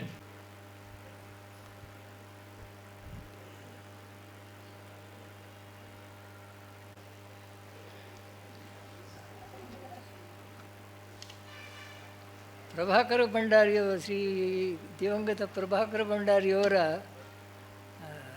ಸಂಸ್ಮರಣೆಗಾಗಿ ಏರ್ಪಡಿಸಿರುವಂತಹ ಈ ಕಾರ್ಯಕ್ರಮಕ್ಕೆ ಬಂದಿರುವ ಎಲ್ಲ ವಿಶೇಷವಾದಂತಹ ತಜ್ಞರು ಹಾಗೂ ಅಭಿಮಾನಿಗಳು ಇವರು ಎಲ್ಲರಿಗೂ ವಂದನೆಗಳನ್ನು ನಾನು ಸಮರ್ಪಣೆ ಮಾಡ್ತೇನೆ. ಯಾಕೆಂದರೆ ವಂದನೆ ಮಾಡುವುದರಲ್ಲಿ ಹಿರಿಯರು ಕಿರಿಯರು ಎನ್ನುವ ಭಾವನೆ ಇಲ್ಲ. ಯಾಕೆಂದರೆ ಗುಣಾಹ ಪೂಜಾ ಸ್ಥಾನಂ ಗುಣಿಷು ನಚಲಿಂಗಂ ನಚ ವಯಃ ಅಂತ ಹೇಳಿದ್ದಾನೆ ಹಿಂದಿನವರು. ಗುಣವೇ ಪೂಜಾ ಸ್ಥಾನವೇ ಹೊರತು ಅದರಲ್ಲಿ ಲಿಂಗ ಇವರು ಹೆಣ್ಣು ಹೆಣ್ಣಿಗೆ ಯಾಕೆ ನಾವು ನಮಸ್ಕಾರ ಮಾಡಬೇಕು ಅಂತ ಆ ಭಾವನೆ ಇರಬಾರದು. ಅಥವಾ ಕಿರಿಯವರು ನಮ್ಮಕ್ಕಿಂತ ಕಿರಿಯವರು ಇವರು ಅಂತ ಆ ಭಾವನೆಯೂ ನಮ್ಮಲ್ಲಿ ಇರಬಾರ್ದು. ಗುಣವೇ ಪೂಜಾ ಸ್ಥಾನ. ಅಂತಹ ಗುಣವನ್ನು ನಾವು ಪ್ರಭಾಕರ ಭಂಡಾರಿಯವರಲ್ಲಿಯೂ ಕಂಡಿದ್ದೇವೆ, ಅವರ ಮಕ್ಕಳಲ್ಲಿಯೂ ಕಂಡಿದ್ದೇವೆ, ಹಾಗೆ ಅವರ ತಂದೆಯವರಲ್ಲಿಯೂ ಕಂಡಿದ್ದೇವೆ ನಾವು. ನಾನು ಪ್ರಭಾಕರ ಭಂಡಾರಿಯವರ ಮೃದಂಗವಾದನವನ್ನು ವಿಶೇಷವಾಗಿ ನಾನು ಕೇಳಿದವನಲ್ಲ, ಹೆಚ್ಚು ಸವಿದವನೂ ಅಲ್ಲ, ನಿಜವಾದ ಸಂಗತಿ ಹೇಳಬೇಕಿದ್ದರೆ. ಯಾಕೆಂದರೆ ನಾನು ನಮ್ಮ ಮೇಳವನ್ನು ಬಿಟ್ಟು ಬಾಕಿ ಯಾವ ಮೇಳದ ಆಟವನ್ನು ನೋಡಲಿಕ್ಕೆ ಹೋಗ್ತಿದ್ದಿಲ್ಲ. ಹಳದೀಪುರದಲ್ಲಿ ಇದ್ದರೂ ಸಮೀಪದಲ್ಲಿಯೇ ಬೇರೆ ಬೇರೆ ಮೇಳದ ಆಟ ಬಂದಿದ್ದರೂ ತೇರಿನ ಸಮಯದಲ್ಲಿ ನಾನು ಹೋಗ್ತಿದ್ದಿಲ್ಲ. ಯಾಕೆಂದರೆ ಮಾರನೇ ದಿವಸ ಹೈಸ್ಕೂಲ್ ಇರ್ತಿತ್ತು ನಮಗೆ. ಹೈಸ್ಕೂಲ್ನಲ್ಲಿ ನಮ್ಮ ಕರ್ತವ್ಯವನ್ನು ನೆರವೇರಿಸಬೇಕಾಗ್ತಿತ್ತು. ಈ ನಿದ್ದೆಗೆಟ್ಟರೆ ಅಲ್ಲಿ ತೊಂದರೆ ಆಗ್ತದೆ ಅಂತ ನಾನು ಹೋಗ್ತಿದ್ದಿಲ್ಲ. ಈಗ ಈ ಪ್ರಭಾಕರ ಭಂಡಾರಿಯವರಿಗೆ ನಮನವನ್ನು ಸಲ್ಲಿಸುವ ಸಂದರ್ಭದಲ್ಲಿಯೇ ನಾನು ಅವರ ಹಿರಿಯರನ್ನು ಸ್ಮರಿಸಬೇಕಾಗಿದೆ. ತಲೆಗೆ ನೀರು ಹೊಯ್ದರೆ ಅದಕ್ಕೆ ಬರುವುದು ಎಲ್ಲಿಗೆ ಕೊಡೆಗೆ? ಕಾಲಿಗೆ ಬರ್ತದೆ ಸ್ನಾನ ಮಾಡುವಾಗ. ಹಾಗೆಯೇ ಪ್ರಭಾಕರ ಭಂಡಾರಿ, ಕೇಶವ ಭಂಡಾರಿ, ಸತ್ಯನಾರಾಯಣ ಭಂಡಾರಿ, ಹನುಮಂತ ಭಂಡಾರಿ ಇವರನ್ನೆಲ್ಲರನ್ನೂ ನಾವು ಸ್ಮರಿಸಬೇಕಾದರೆ ಅದಕ್ಕಿಂತ ಮೊದಲು ಅವರ ತಂದೆಯವರನ್ನು ಸ್ಮರಿಸಬೇಕು, ಪಾಂಡುರಂಗ ಭಂಡಾರಿಯವರು. ಯಾಕೆಂದರೆ ಇವರಿಗೆಲ್ಲ ಮುಂದೆ ದಾರಿ ತೋರಿಸಿದವರೇ ಪಾಂಡುರಂಗ ಭಂಡಾರಿಯವರು. ಆ ಪಾಂಡುರಂಗ ಭಂಡಾರಿಯವರ ಮದ್ದಳೆ ವಾದನದಲ್ಲಿ ಕುಣಿದವನು ನಾನು. ಮಕ್ಕಿ ಮಹಾಬಲೇಶ್ವರ ಹೆಗಡೆಯವರ ಭಾಗವತಿಗೆ ಪಾಂಡುರಂಗ ಭಂಡಾರಿಯವರ ಮೃದಂಗ, ಸತ್ಯನಾರಾಯಣ ಭಂಡಾರಿಯವರ ಚೆಂಡೆ. ಆಗ ನನಗೆ 9 ವರ್ಷ. ನಾನು ಮೇಳ ನಮ್ಮ ಅಜ್ಜನವ್ರ ಹತ್ರ ತಾ ತಾ ತಾ ಧಿ ತೈ ಕಡ್ತಿಗೆ ತಾ ಧಿ ತಾ ಧಿ ತಾ ಧಿ ಈ ರೀತಿಯಾಗಿ ಈ ಕುಣಿತಿದ್ರಲ್ಲ ನಮ್ಮನ್ನು. ಆಗ ಈ ಪಾಂಡುರಂಗ ಭಂಡಾರಿಯವರ ಮದ್ದಳೆ ನಾವು ಆ ರೀತಿ ಕುಣಿಯುವಾಗ ನಮ್ಮ ಅಜ್ಜನವರ ಆ ಬಿಡ್ತಿಗೆ ಹೇಳುವಾಗ ಪಾಂಡುರಂಗ ಭಂಡಾರಿಯವರ ಮೃದಂಗವಾದನದಲ್ಲಿ ನಾವು ಬಹಳಷ್ಟು ವೇಷಗಳನ್ನು ಮಾಡಿದ್ದೇವೆ. ನಮ್ಮ ಅಜ್ಜನವರಂತೂ ಪಾಂಡುರಂಗ ಭಂಡಾರಿಯವರನ್ನು ಬಿಟ್ಟರೆ ಬೇರೆಯವರು ಯಾವ ಭಂಡಾರಿಗಳು ಅವರಿಗೆ ಸರಿಯಾಗಿ ಕಾಣ್ತಿದ್ದಿಲ್ಲ. ಒಂದೇ ಪಾಂಡುರಂಗ ಭಂಡಾರಿಯವರ ಆ ಗುಂಡು ಚಾಪು ಉಂಟಲ್ಲ, ಚಾಪು ಅಂದರೆ ನಿಮಗೆ ಅರ್ಥ ಆಗುವುದಿಲ್ಲ, ಟ್ರಾಯ್ ಟ್ರಾಯ್ ಟ್ರಾಯ್ ಟ್ರಾಯ್ ಅಂತ ಮೃದಂಗವಾದನದಲ್ಲಿ ಬರ್ತಾರೆ. ಇದು ಗುಂಡು ಚಾಪು ಇದು ಪಾಂಡುರಂಗ ಭಂಡಾರಿಯವರನ್ನು ಬಿಟ್ಟರೆ ಮತ್ತೆ ಯಾರ ಹತ್ರ ಸಾಧ್ಯ ಇಲ್ಲ. ಮತ್ತು ಅದೇ ರೀತಿಯಾಗಿ ತನಗೆ ಅನುಕೂಲವಾಗಿ ಅವರು ಬಾರ್ತಿದ್ರು ಅಂತ ನಮ್ಮ ಅಜ್ಜನವರು ಹೇಳ್ತಿದ್ರು. ನಮ್ಮ ಅಜ್ಜನವರು ಶಬರ ಶಿವರಾಮ ಹೆಗ್ಡೆಯವರು ಅರ್ಜುನ ನಾನು ನೋಡಿದ್ದೇನೆ ಸ್ವತಃ. ಇಲ್ಲೇ ದೇವಿ ಖಾನ್ನಲ್ಲಿ ಶಬರಾರ್ಜುನರು ಜೋಡಿಯಾಗಿತ್ತು. ನಮ್ಮ ಅಜ್ಜನವ್ರದ್ದೇ ಶಬರ. ನಾನು ಸಣ್ಣವನಿದ್ದೆ ಆಗ, ಆಟಕ್ಕೆ ಹೋಗಿದ್ವಿ ಮನೆಯವರೆಲ್ಲ.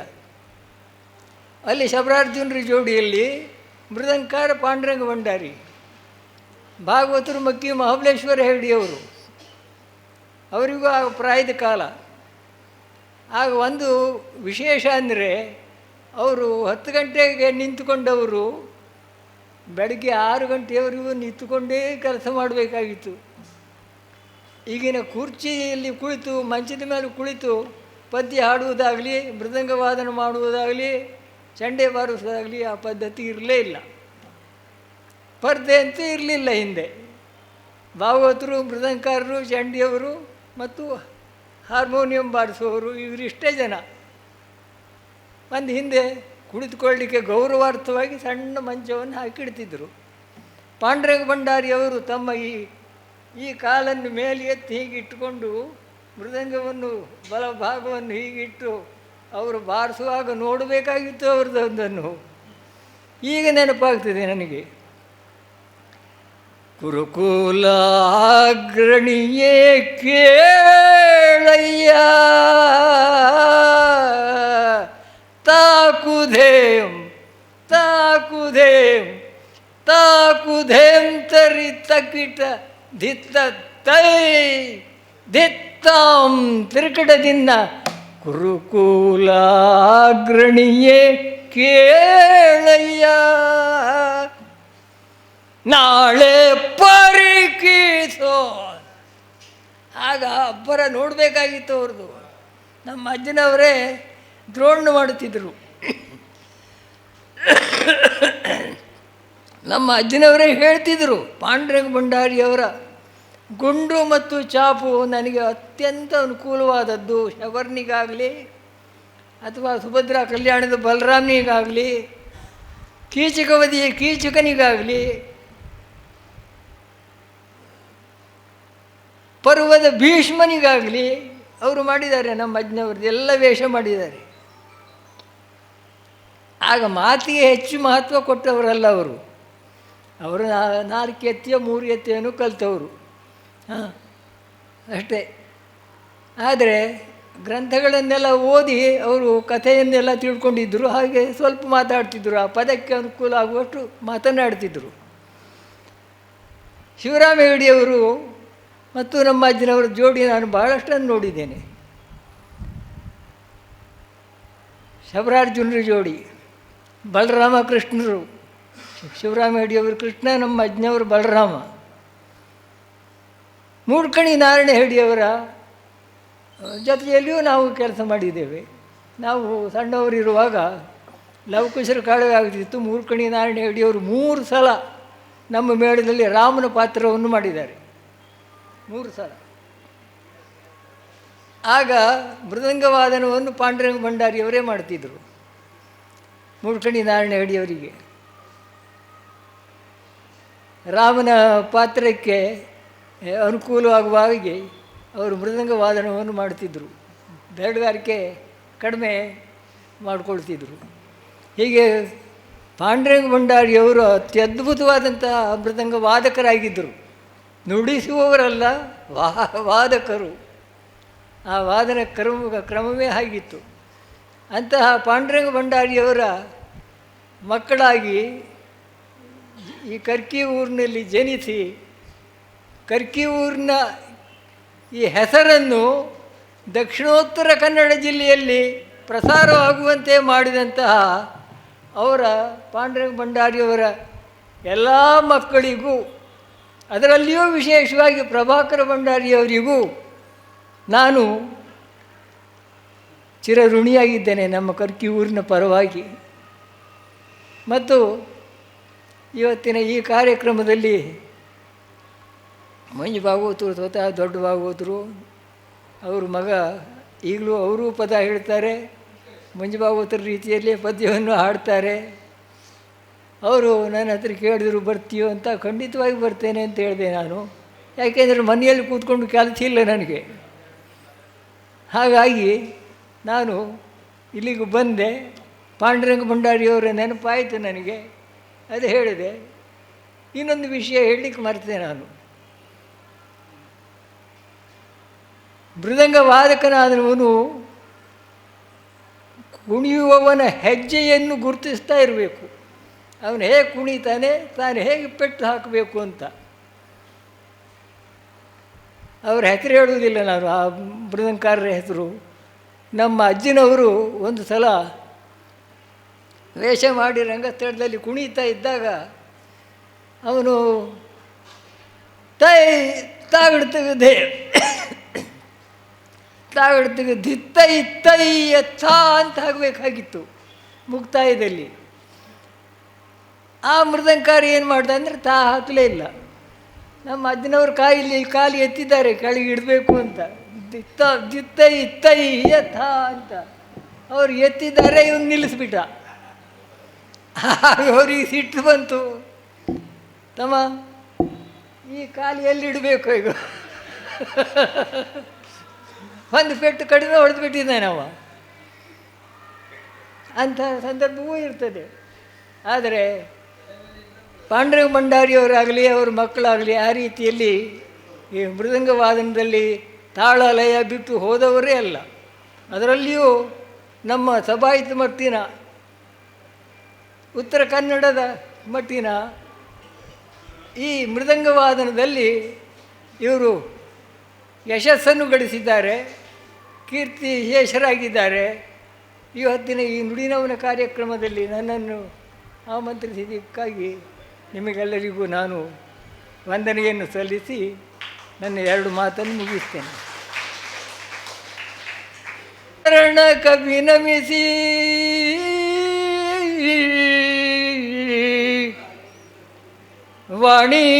ವಾಣಿವರನ ದಿವ್ಯಾಂಗ್ರಿಗಳನ್ನರ್ಚಿಸಿ ಗಣಪತಿ ಚರಣ ಕಮಲವ ನೆನೆದು ಹರಗಿರಿಜೆಗೊಂದಿಸಿ ಪರಾಶರ ವರಸುತಾದಿ ಅನೇಕ ಮುನಿಗಳಿಗಿರದೆ ವಂದಿಸಿ ಉಸುರುವೆನು ನಾನೀ ಕಥಾಮೃತವಾದೇ ಮತ್ತು ದೇಂಕಾರ ಹಾಕ್ತಿದ್ರು. ದೇಂ ತಕ ದೇಂ ತಕ ದೇಂ ತಕ ದೇಂ ದಿತ್ತ ದಿತ್ತೋಂ ತೋದಿನ್ನತ್ತ ತೈ ದೇಂ ತೈ ಯಥ ಆ ರೀತಿಯಾಗಿ ಮಾಡ್ತಿದ್ರು.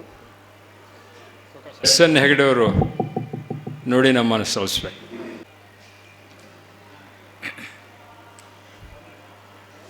ದಿವಂಗತ ಪ್ರಭಾಕರ್ ಭಂಡಾರಿಯವರ ಈ ಶ್ರದ್ಧಾಂಜಲಿ ಕಾರ್ಯಕ್ರಮದಲ್ಲಿ ನನಗೆ ಪಾಲ್ಗೊಳ್ಳಲಿಕ್ಕೆ ಹೆಮ್ಮೆ ಅನ್ನಿಸ್ತಾ ಇದೆ. ಯಾಕೆಂದರೆ 25 ವರ್ಷಗಳ ನನ್ನ ತಂದೆ ತೀರ್ಕೊಂಡು 25 ವರ್ಷಗಳಾಯಿತು. ಇವರಿಬ್ಬರು ಆತ್ಮೀಯರಾಗಿ ಗೆಳೆಯರಾಗಿದ್ದರು. ಎಷ್ಟೋ ಸಲ ಅವರು ಈ ಒಂದು ಮೃದಂಗದ ತಾಳದ ಕುರಿತು ಸಾಕಷ್ಟು ಚರ್ಚೆಯನ್ನು ಮಾಡ್ತಾಯಿದ್ರು. ನಾನು ತುಂಬ ಸಣ್ಣವನಾಗಿದ್ದೆ, ಆಗ ಅವರು ಹೇಳುವಂಥದ್ದನ್ನು ಕೇಳ್ತಾ ಇದ್ದೆ. ಆವಾಗ ಅವರು ಒಂದು ಮಾತನ್ನು ಹೇಳ್ತಾಯಿದ್ರು, ಹಿಮ್ಮೇಳದವರು ಚೆನ್ನಾಗಿದ್ದರೆ ಮುಂಭಾಗದಲ್ಲಿದ್ದವನು ಒಳ್ಳೆಯ ರೀತಿಯ ಸೇವೆಯನ್ನು ಕೊಡಲಿಕ್ಕಾಗ್ತದೆ. ಅವನಿಗೇನು ಮುಂದಿದ್ದಂಥ ಕಲಾವಿದನಿಗೆ ಹಿಮ್ಮೇಳದವರು, ಈಗ ಹಸಿಗರು ಹೇಳಿದರು, ಹಿಮ್ಮೇಳದಲ್ಲಿದ್ದವನು ಆ ತಾಳಕ್ಕೆ ಸರಿಯಾದಂತಹ ನುಡಿಸಿದರೆ ಅದು ಮುಂದಿದ್ದವನಿಗೆ ಒಳ್ಳೆಯ ಒಂದು ಪ್ರೇಕ್ಷಕರ ಒಂದು ಗಮನವನ್ನು ಸೆಳಲಿಕ್ಕೆ ಅನುಕೂಲ ಆಗ್ತದೆ.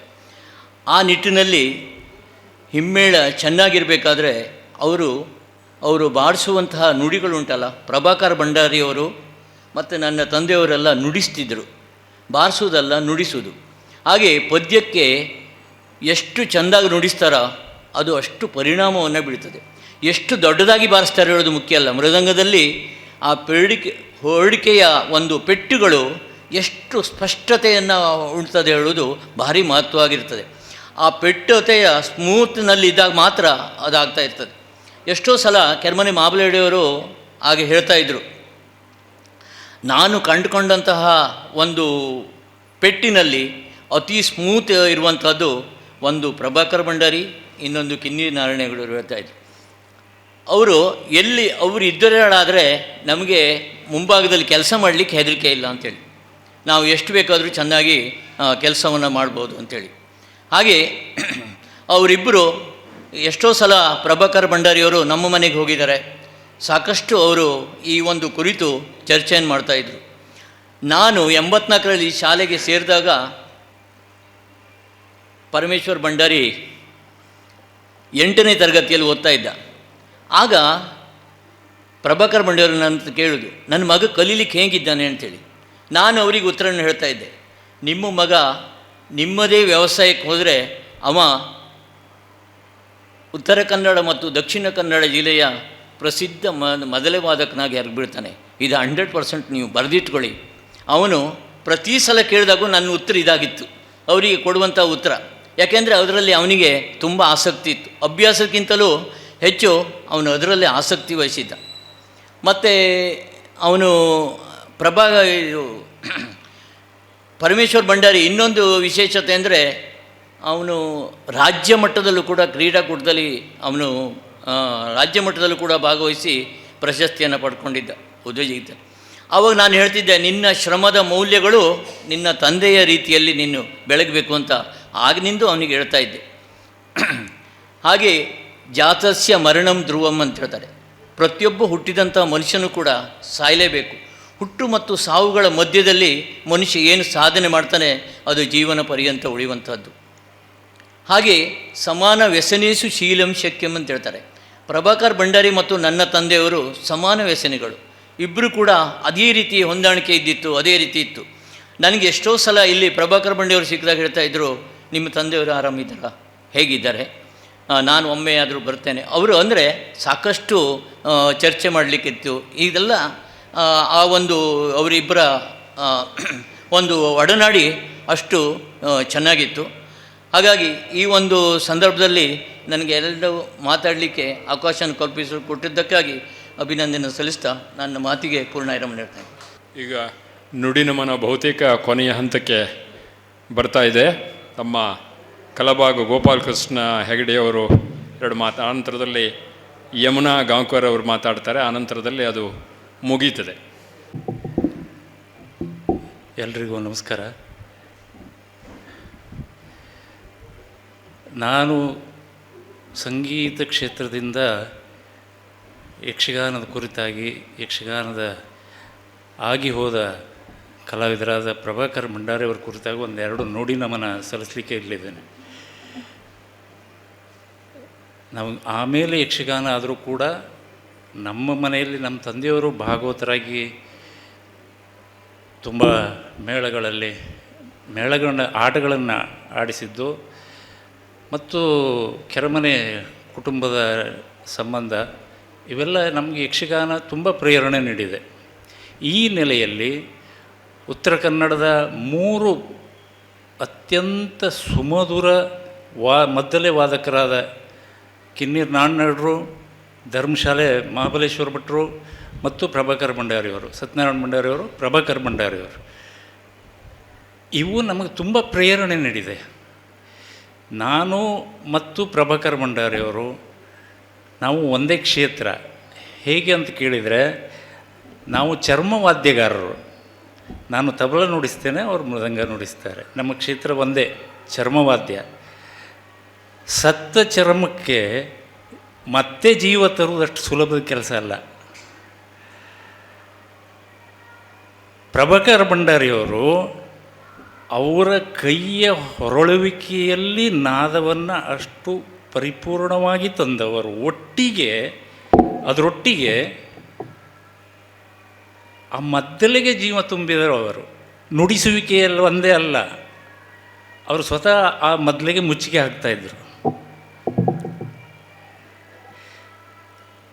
ನೀವು ನಂಬಿಬಿಡಿ, ಮದ್ದಲೆಗೆ ಮುಚ್ಚಿಗೆ ಹಾಕುವ ಉತ್ತರ ಕನ್ನಡದಲ್ಲಿ ಭಂಡಾರಿ ಸಮಾಜ ಒಂದೇ, ಮತ್ತು ಯಾರೂ ಹಾಕೋದಿಲ್ಲ.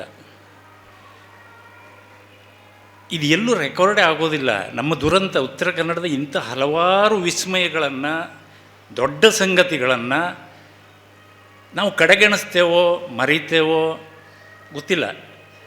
ಆದರೆ ಇವತ್ತು ಜಗತ್ತಿನಾದ್ಯಂತ ಮೆರೆಯಬಲ್ಲ ಒಂದು ಮದ್ದಲೆ, ಯಕ್ಷಗಾನ ಮದ್ದಲೆ,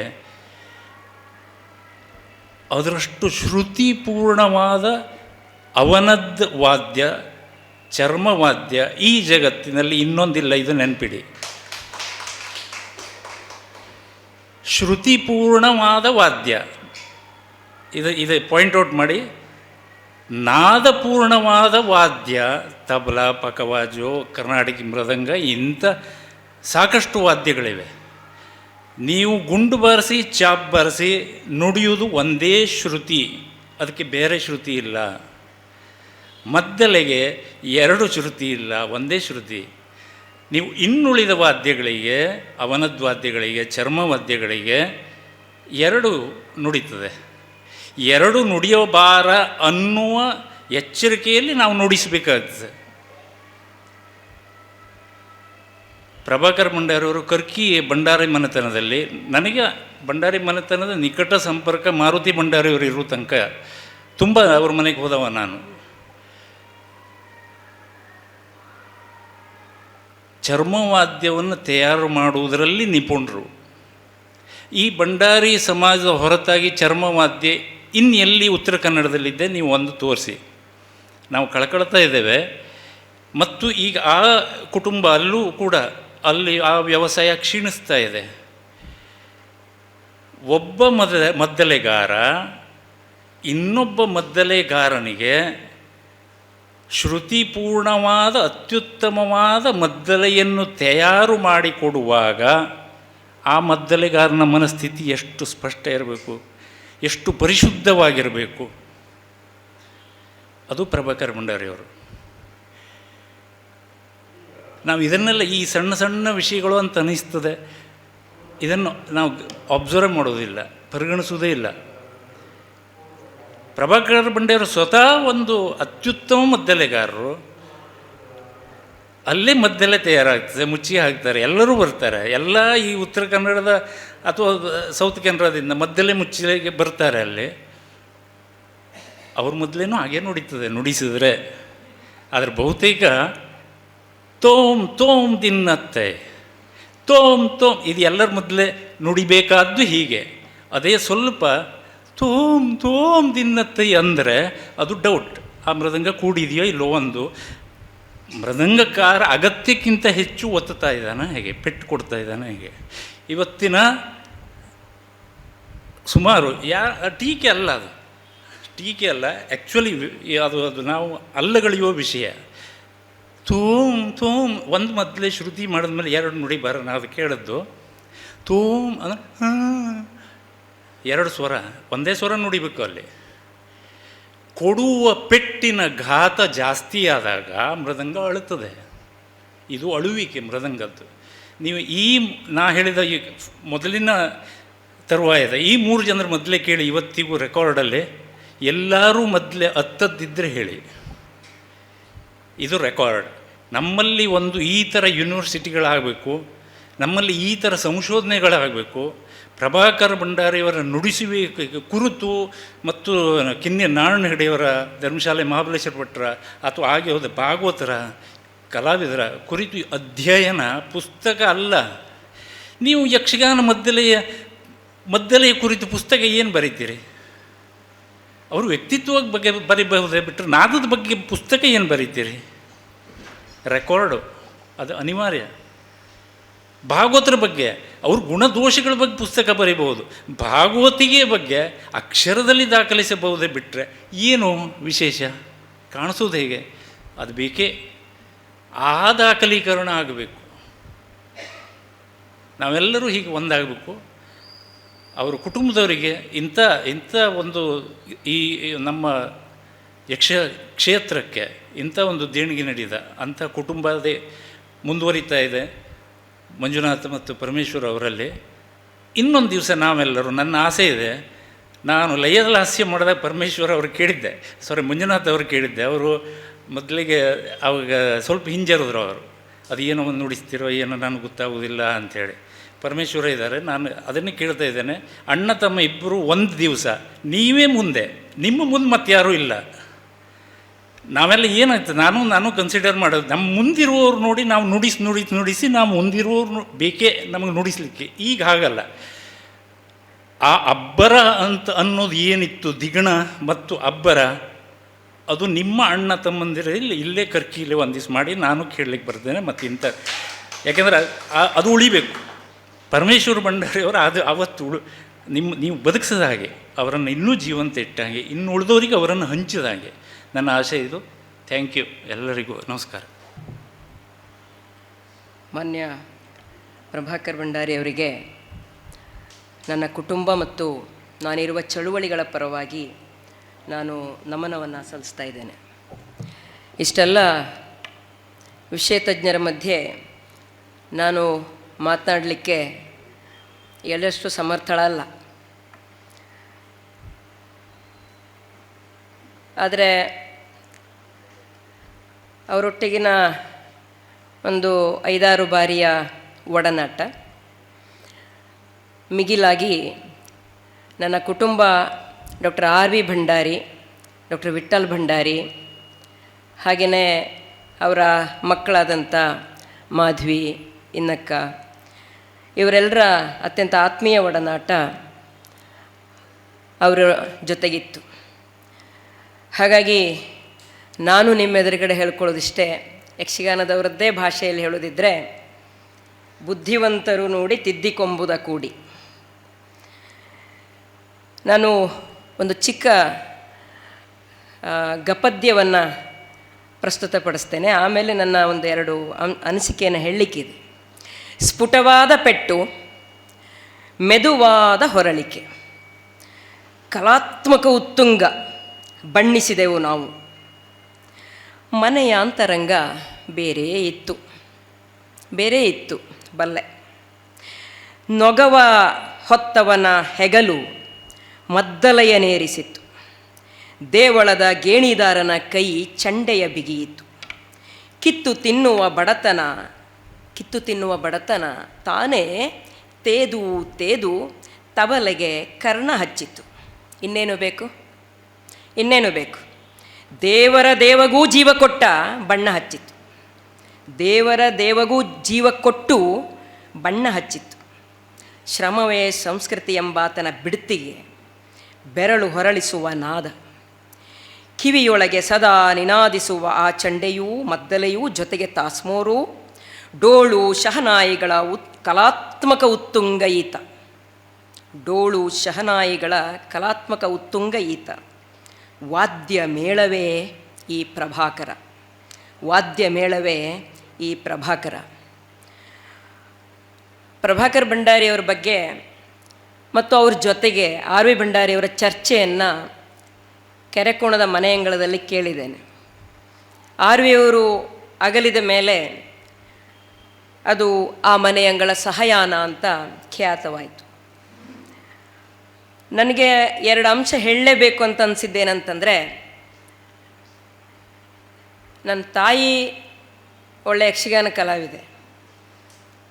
ಇಲ್ಲಿದ್ದ ನಾರಾಯಣಯಾಜಿಯವರು ನನ್ನ ಊರಿನಲ್ಲಿ ಕೆಲಸ ಮಾಡಿದ್ರಿಂದ ಪ್ರಭಾಕರ್ ಭಂಡಾರಿಯವರ ಮದ್ದಲೆಯ ನಾದ ನನ್ನ ಜೋಯಿಡಾದ ದಟ್ಟ ಕಾಡನ್ನು ತಲುಪಿತ್ತು ಅಂತ ಹೇಳೋದನ್ನು ನಾನು ನೆನಪು ಮಾಡ್ಕೊಳ್ಳಿಕ್ಕೆ ಇಷ್ಟಪಡ್ತೇನೆ.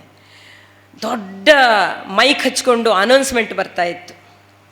ಕೊಂಕಣಲ್ಲೂ ಕನ್ನಡದಲ್ಲೂ ಅನೌನ್ಸ್ಮೆಂಟ್ ಇರ್ತಿತ್ತು. ಆತ್ ಪಳೆಯಾತ್ ಆನಂದ್ ಪಾವಾತ್ ಅಂತ ಹೇಳ್ಕೊಂಡು.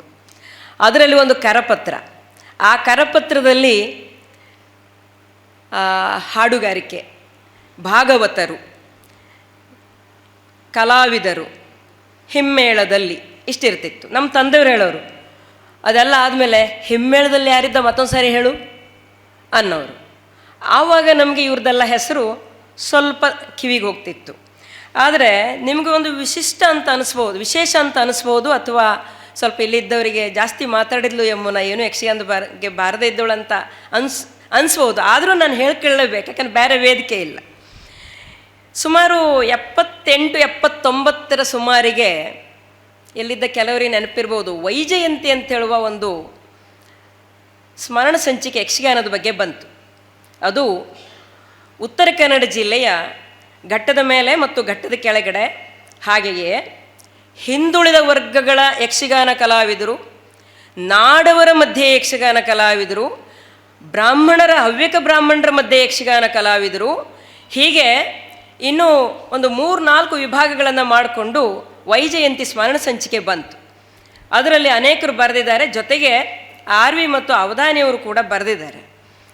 ಅದನ್ನು ನಾವು ಓದುವ ಒಂದು ಸಂದರ್ಭ ಮತ್ತು ಅದನ್ನು ಅಭ್ಯಾಸ ಮಾಡೋ ಸಂದರ್ಭ ಬಂದದ್ದು, ನಾವು ಒಂದಷ್ಟು ತಾಳೆಗರಿ ಸಂಗ್ರಹ ಮಾಡಿದ್ವಿ ಮತ್ತು ಆರ್ ವಿ ಅವರಿಗೆ ಯಕ್ಷಗಾನದ ಕೆಲವು ಪ್ರಸಂಗಗಳನ್ನು ಸಂಪಾದನೆ ಮಾಡಿಕೊಡಿ ಅಂತೇಳಿ ಆರ್ ವಿ ಅವರು, ಕೆರೆಮನೆಯವರವರಿಗೆಲ್ಲ ಅದ ಒಂದು ಜವಾಬ್ದಾರಿ ಇತ್ತು. ಕೆಲವರು ಮಧ್ಯದಲ್ಲಿ ಬಿಟ್ಟ ಸಂದರ್ಭದಲ್ಲಿ ನಾವು ಒಂದಷ್ಟು ಕ್ಷೇತ್ರ ಕಾರ್ಯ ಮಾಡಿ ಆರ್ ವಿ ಅವರಿಗೆ ಹಳೆಯ ಯಕ್ಷಗಾನ ಪದ್ಯಗಳನ್ನು, ಪ್ರಸಂಗ ಪದ್ಯಗಳನ್ನು ತಂದು ಕೊಟ್ವಿ. ಅದು ಒಂದು 3-4 ತಾಲೂಕುಗಳಲ್ಲಿ ಭಾಳ ಅಡ್ಡಾಡಿ ತಂದ್ವಿ. ಅದು ನಮ್ಮ ಮನೆಯಲ್ಲಿ ಈಗಲೂ ಕೂಡ ಇದೆ, ಅನೇಕರಿಗೆ ಗೊತ್ತಿದೆ ಅದು. ಆ ಸಂದರ್ಭ ಇನ್ನೊಂದನ್ನು ಹುಟ್ಟಿ ಹಾಕ್ತು, ಏನಂತಂದರೆ ಯಕ್ಷಗಾನ ಕೈಪಿಡಿ ಪುನರ್ಮುದ್ರಣ ಕಾಣಲೇ ಇಲ್ಲ ಅಂತ. ಅದು ಕೃಷ್ಣ ಭಂಡಾರಿ ಸೋಂದೇವರು ಬರೆದಿರೋದು. 1953ರಲ್ಲಿ ಬರೆದಂಥ ಯಕ್ಷಗಾನ ಕೈಪಿಡಿ ಪುನರ್ಮುದ್ರಣ ಕಾಣದೇನೆ ಅದೇ ಹಳೆ ಪುಸ್ತಕವನ್ನೇ ಇಟ್ಕೊಂಡು ಯಕ್ಷಗಾನದ ವ್ಯಾಕರಣವನ್ನು ಹೇಳ್ಕೊಡ್ತಿದ್ರು. ಆದರೆ ವಿಠ್ಠಲ್ನಿಗೆ ಆರ್ ವಿ ಅವರಿಗೆ ಅದು ಸರಿ ಅನ್ನಿಸ್ಲಿಲ್ಲ. ಒಂದು ಮಾಡುವ, ಕೈ ಸುಟ್ಕೊಂಡ್ರು ಪರವಾಗಿಲ್ಲ ಅಂಥೇಳಿ ಯಕ್ಷಗಾನ ಕೈಪಿಡಿಯನ್ನು ಇದು ಮಾಡಬೇಕು, ಪುನರ್ಮುದ್ರಣ ಮಾಡಬೇಕು ಅಂತ ಹೊರಟರು. ಆವಾಗ ನಾವು ಒಂದಷ್ಟು ಕ್ಷೇತ್ರ ಕಾರ್ಯವನ್ನು ಮತ್ತೆ ಮಾಡಿದ್ವಿ ತಮ್ಮ ಗಮನಕ್ಕೆ. ಆಮೇಲೆ ಎಮ್ ಎ ಹೆಗಡ್ರನ್ನು ಕೂಡ ಅದಕ್ಕೆ ಸಹಾಯವನ್ನು ತೆಗೆದುಕೊಂಡ್ವಿ ಅಂತೇಳೋದನ್ನ ಇಲ್ಲಿ ಹೇಳಲಿಕ್ಕೆ ಇಷ್ಟಪಡ್ತೇನೆ. ಮತ್ತು ಪಂಚವಾದ್ಯ ಮೇಳ 2 ಬಾರಿ ಮಾಡಿದವಾಗಲೂ ಕೂಡ ಅದನ್ನು ಸಂಘಟಿಸುವಾಗ ನಾನು ವಿಠಲ್ನ ಭಾಳ ಸಂಗಾತಿಯಾಗಿದ್ದೆ. ಆ ಕ್ಷೇತ್ರ ಕಾರ್ಯದಲ್ಲಿ ನಾನು ಓಡಾಟ ಮಾಡಿದ್ದೆ. ಆವಾಗಲೂ ಕೂಡ ಇವರೊಟ್ಟಿಗೆ ನಾನು ಕೆಲವು ಸಂದರ್ಶನ, ಅಂದರೆ ಮನೆಗೆ ಹೋದಾಗ ಮಾತಾಡಿದಂಥ ಅಂಶಗಳು ಇದ್ದಾವೆ. ನಾನು ಆರಂಭದಲ್ಲಿ ಹೇಳಿದೆ, ನನ್ನ ತಾಯಿಗೆ ಯಕ್ಷಗಾನ ಹಾಡುಗಾರಿಕೆ ಎಲ್ಲ ಬರ್ತೀನಿ. ನನ್ನ ಅಜ್ಜ ಅಂದರೆ ನನ್ನ ಮೂಲ ಮನೆತನ ಭಾಗವತ ಮನೆತನವೇ. ಇಲ್ಲಿ ಯಾಕೆ ಹೇಳ್ತಾ ಇದ್ದೇನೆ ಅಂದರೆ, ಆ ಕೃಷ್ಣ ಭಂಡಾರಿಯವರು ಮತ್ತು ನನ್ನ ಅಜ್ಜ ಇಬ್ಬರು ಸ್ನೇಹಿತರು, ಒಳ್ಳೆ ಯಕ್ಷಗಾನ ಶಿಕ್ಷಕರು ಅವರು ಅಂತ ಹೇಳುವಂಥದ್ದು. ಆದರೆ ನನಗದು ಬಂದಿಲ್ಲ. ಆದಾಗ್ಯೂ ನನ್ನ ಆಸಕ್ತಿಯ ಕ್ಷೇತ್ರ ಇದಾಗಿರೋದ್ರಿಂದ ಮತ್ತು ಮಾನ್ಯ ಪ್ರಭಾಕರ್ ಭಂಡಾರಿಯವರು ಅವರಿಗೆ ರಾಜ್ಯೋತ್ಸವ ಪ್ರಶಸ್ತಿ ಬಂದಾಗ ನಾನಿನ್ನು ವಿಠಲ್ನ ಭಾಳ ಸಂಗಾತಿ ಆಗಲಿಲ್ಲ. ಆದರೆ ನಾವು ಭಾಳ ಸಂಭ್ರಮ ಪಟ್ಟಿದ್ದೀವಿ, ನಮ್ಮ ಚಿಂತನದ ಎಲ್ಲ ಸ್ನೇಹಿತರೆಲ್ಲ ಯಾಕೆ ಅಂತಂದರೆ ಅದರ ಒಂದಷ್ಟು ಹಿನ್ನೆಲೆ ಗಾಯನ, ಅದಕ್ಕೆ ಬೇಕಾಗುವಂಥ ದಾಖಲೆಗಳ ಸಂಗ್ರಹ, ಇವುಗಳನ್ನೆಲ್ಲ ನಾವು ಬೇರೆ ಬೇರೆ ಕಡೆಯಿಂದ ಮಾಡ್ತಾ ಇದ್ವಿ. ಹಾಗಾಗಿ ನನಗೆ ಅವರು ತೀರಾ ಅವ್ರ ಬಗ್ಗೆ ತುಂಬ ಗೌರವ ಇದೆ. ಆ ಕಾರಣಕ್ಕಾಗಿ ನಾನು ಇಲ್ಲಿ ಮಾತಾಡಲಿಕ್ಕೆ, ನಿಮ್ಮ ಎದುರುಗಡೆ ಮಾತಾಡಲಿಕ್ಕೆ, ಕೆಲವು ಅಂಶಗಳನ್ನು ಹಂಚ್ಕೊಳ್ಳಿಕ್ಕೆ ಬಂದೆ. ಪುನಃ ನಿಮ್ಮದೇ ಯಕ್ಷಗಾನದ್ದೇ ಭಾಷೆಯಲ್ಲಿ, ನಿಮ್ಮದು ಅಂದರೆ ನನ್ನದು ಯಕ್ಷಗಾನದ್ದೇ ಭಾಷೆಯಲ್ಲಿ ಹೇಳಿದರೆ, ಪದ್ಧತಿಯ ಪದಪ್ರಾಸ ರಾಗಭೇದಗಳೆಂಬುದವು ನಾನರಿಯೆ. ನಮಸ್ತೆ. ಸತ್ಯಹಾಸ್ಯಗಾರರು ಒಂದು ವಿಷಯವನ್ನು ಮರೆತೆ ಅಂತ ಹೇಳ್ತಾ ಇದ್ದಾರೆ. ಅವರ ಉತ್ಸಾಹದ ಮಾತಿನ ಮಧ್ಯದಲ್ಲಿ ಹೇಳಬೇಕಾದ ಒಂದು ವಿಷಯವನ್ನು ಮರೆತರು. ಅವರಿಗೆ ಮದ್ದಲೆಗಾರರು ಕೂಡ ಹೌದವರು. ಅವರಿಗೆ ಸಾಂಪ್ರದಾಯಿಕವಾದ ಮದ್ದಲೆಗಾರಿಕೆಯನ್ನು ಕಲಿಸಿದ ತನ್ನ ಗುರು ಪಾಂಡುರಂಗ ಭಂಡಾರಿಯವರು ಅಂತ ಅವರು ಹೇಳುವುದಕ್ಕೆ ಮರೆತೆ ಅಂತ ಹೇಳ್ತಾ ಇದ್ದಾರೆ. ಅದನ್ನು ನಾನೀಗ ಅವರ ಪರವಾಗಿ ಇಲ್ಲಿ ಹೇಳ್ತಾ ಇದ್ದೇನೆ. ಇಲ್ಲಿಗೆ ಈ ಒಂದು ನುಡಿನಮನ ಕಾರ್ಯಕ್ರಮ ಕೊನೆಯ ಹಂತಕ್ಕೆ ಬರ್ತಾ ಇದೆ. ಈ ನುಡಿನಮನ ಕಾರ್ಯಕ್ರಮಕ್ಕೆ ದೂರದಿಂದ AP ಪಾಠಕ್ ಮದ್ದಲೆಗಾರರು ತಮ್ಮ ಒಂದು ಸಂದೇಶವನ್ನು ಕಳಿಸಿದ್ದಾರೆ. ಶ್ರೀಯುತ ಪ್ರಭಾಕರ ಭಂಡಾರಿ ಕರ್ಕಿ ಇವರ ಅಗಲುವಿಕೆ ನಮಗೆ ತುಂಬ ಬೇಸರ, ನೋವು ತಂದಿದೆ. ಇಡಗುಂಜಿ ಮೇಳದಲ್ಲಿ ಮತ್ತು ಸಾಲಿಗ್ರಾಮ ಮೇಳದಲ್ಲಿ ಇವರ ಮದ್ದಲೆ ವಾದನದ ವೈಖರಿಯನ್ನು ಕೇಳುತ್ತಾ ಬೆಳೆದವರು ನಾವು. ಶ್ರೀ ಇಡಗುಂಜಿ ಮೇಳದಲ್ಲಿ ಸ್ವಲ್ಪ ಕಾಲ ಇವರೊಂದಿಗೆ ಒಡನಾಡುವಂಥ ಭಾಗ್ಯ ನನ್ನದಾಯಿತು. ಅದು ನನ್ನ ಸುಯೋಗ ಅಂತ ಭಾವಿಸ್ತೇನೆ. ಇಂದಿನ ಕಿರಿಯರು, ನಮ್ಮಂಥವರು ಅನುಸರಿಸಬೇಕಾದ ಮದ್ದಲೆ ವಾದನ ಯಾವುದು ಎಂದರೆ ಅದು ಪ್ರಭಾಕರ ಭಂಡಾರಿಯವರ ಮದ್ದಲೆ ವಾದನದ ಕ್ರಮ. ಪ್ರಭಾಕರ ಭಂಡಾರಿಯವರನ್ನು ಅಗಲಿದಂಥ ಈ ಯಕ್ಷರಂಗ ನಿಜಾರ್ಥದಲ್ಲಿ ಬಡವಾಗಿದೆ. ಪ್ರಭಾಕರ ಭಂಡಾರಿಯವರಿಗೆ ವಿಷ್ಣು ಸಾಯುಜ್ಯ ದೊರಕಲಿ ಎಂದು ಪ್ರಾರ್ಥನೆಗಳು. ನಮಸ್ಕಾರ. ನಮಸ್ಕಾರ. ನಾನು ಬೊಮ್ಮಯ್ಯ ಗಾಂವ್ಕರ್, ಯಕ್ಷಗಾನ ಭಾಗವತರು. ದಿವಂಗತ ಪ್ರಭಾಕರ್ ಭಂಡಾರಿಯವರ ಸಂತಾಪ ಸೂಚಕ ಸಭೆಗೆ ಹಾಜರಾಗಲು ಅನಿವಾರ್ಯ ಇದ್ದ ಕಾರಣ ಈ ಧ್ವನಿ ಸಂದೇಶವನ್ನು ಕಳಿಸ್ತಾ ಇದ್ದೇನೆ. 10 ವರ್ಷದ ಹಿಂದಿನ ಯಕ್ಷಗಾನ ವೀಕ್ಷಕರಿಗೆ ಕರ್ಕಿ ಪ್ರಭಾಕರ ಭಂಡಾರಿಯವರ ಪರಿಚಯವಿದೆ. ಶಿಸ್ತಿನ ಮನುಷ್ಯ, ರಂಗದಲ್ಲಿ ಕುಳಿತು ಮದ್ದಲೆ ನುಡಿಸುವ ರೀತಿ ಬಹಳ ವಿಶೇಷವಾದದ್ದು. ಇವರು ರಂಗದಲ್ಲಿ ಗಂಭೀರತೆ ಮತ್ತು ಚುರುಕುತನವನ್ನು ರೂಢಿಸಿಕೊಂಡವರು. 2000 ಇಸ್ವಿಯ ವೇಳೆ ಇವರು ಅತ್ಯಂತ ಯಶಸ್ವಿ ಮದ್ದಲೆಗಾರರು. ಆ ಕಾಲದಲ್ಲಿ ಇವರಿಗೆ ಸ್ಪರ್ಧಿ ದುರ್ಗಪ್ಪ ಗುಡಿರಾರು. ಇವರಿಬ್ಬರು ಸಮಾನರಾಗಿದ್ದರು ಅಂದ್ಕೊಂಡು ಹಿರಿಯರು ಹೇಳಿದ್ದನ್ನು ಕೇಳಿದ್ದೇನೆ. ಜೊತೆಯಲ್ಲಿ ನಾನು ಕೂಡ ಇವರ ಮದ್ದಲೆಗಾರಿಕೆಯನ್ನ ಸ್ವತಃ ಕಣ್ತುಂಬಿ ನೋಡಿದ್ದೇನೆ. ಭಂಡಾರಿಯವರು ಮದ್ದಲೆ ಬಾರಿಸುವಾಗ ಚಾಪು, ಕಪಾಲ, ಗುಂಪು ಈ ನಾದವನ್ನು ಬಹಳ ವಿಶೇಷವಾಗಿ ಹೊರಹೊಮ್ಮಿಸ್ತಾ ಇದ್ರು. ಅದರ ಜೊತೆಯಲ್ಲಿ ಹೊರಳಿಕೆಯನ್ನ ಅವಶ್ಯವಿದ್ದಷ್ಟು ಮಾತ್ರ ಮಾಡ್ತಾ ಇದ್ರು.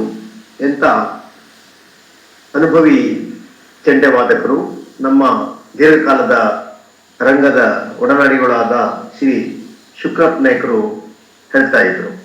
ಜೊತೆಯಲ್ಲಿ ಇವರೊಬ್ಬರು ಪ್ರಾಮಾಣಿಕ ಮನುಷ್ಯರು, ತಾಳ್ಮೆಯ ಮನುಷ್ಯರು. ಯಾವತ್ತೂ ತಾನು ಯಕ್ಷಗಾನದಲ್ಲಿ ಭಾಗವಹಿಸಿದಾಗ ತನ್ನತನವನ್ನು ತೋರಿಸದೆ ಅಂದಿನ ಆಖ್ಯಾನ ಒಳ್ಳೇದಾಗಬೇಕು ಎಂದ್ಕೊಂಡು ಎಲ್ಲರೊಡನೆ ಹೊಂದಾಣಿಕೆಯನ್ನ ಮಾಡ್ಕೊಳ್ತಾ ಇದ್ರು ಅಂದ್ಕೊಂಡು ಅವರ ಬಹುಕಾಲದ ಒಡನಾಡಿ ಶುಕ್ರಪ್ಪ ನಾಯ್ಕರು ಹೇಳಿದ್ದು ನನಗೆ ನೆನಪಿಗೆ ಬರ್ತಾ ಇದೆ. 5 ದಶಕಗಳ ಕಾಲ ಯಕ್ಷರಂಗದಲ್ಲಿ ಮದ್ದಲೆ ವಾದಕರಾಗಿ ಸೇವೆಯನ್ನು ಮಾಡಿದಂಥ ಪ್ರಭಾಕರ ಭಂಡಾರಿಯವರು ಇತ್ತೀಚೆಗೆ ನಿಧನರಾಗಿದ್ದಾರೆ. ಅವರಿಗೆ 2000ನೇ ಇಸ್ವಿಯಲ್ಲಿ ರಾಜ್ಯೋತ್ಸವ ಪ್ರಶಸ್ತಿ ಕೂಡ ಬಂದಿದೆ. ಅವರು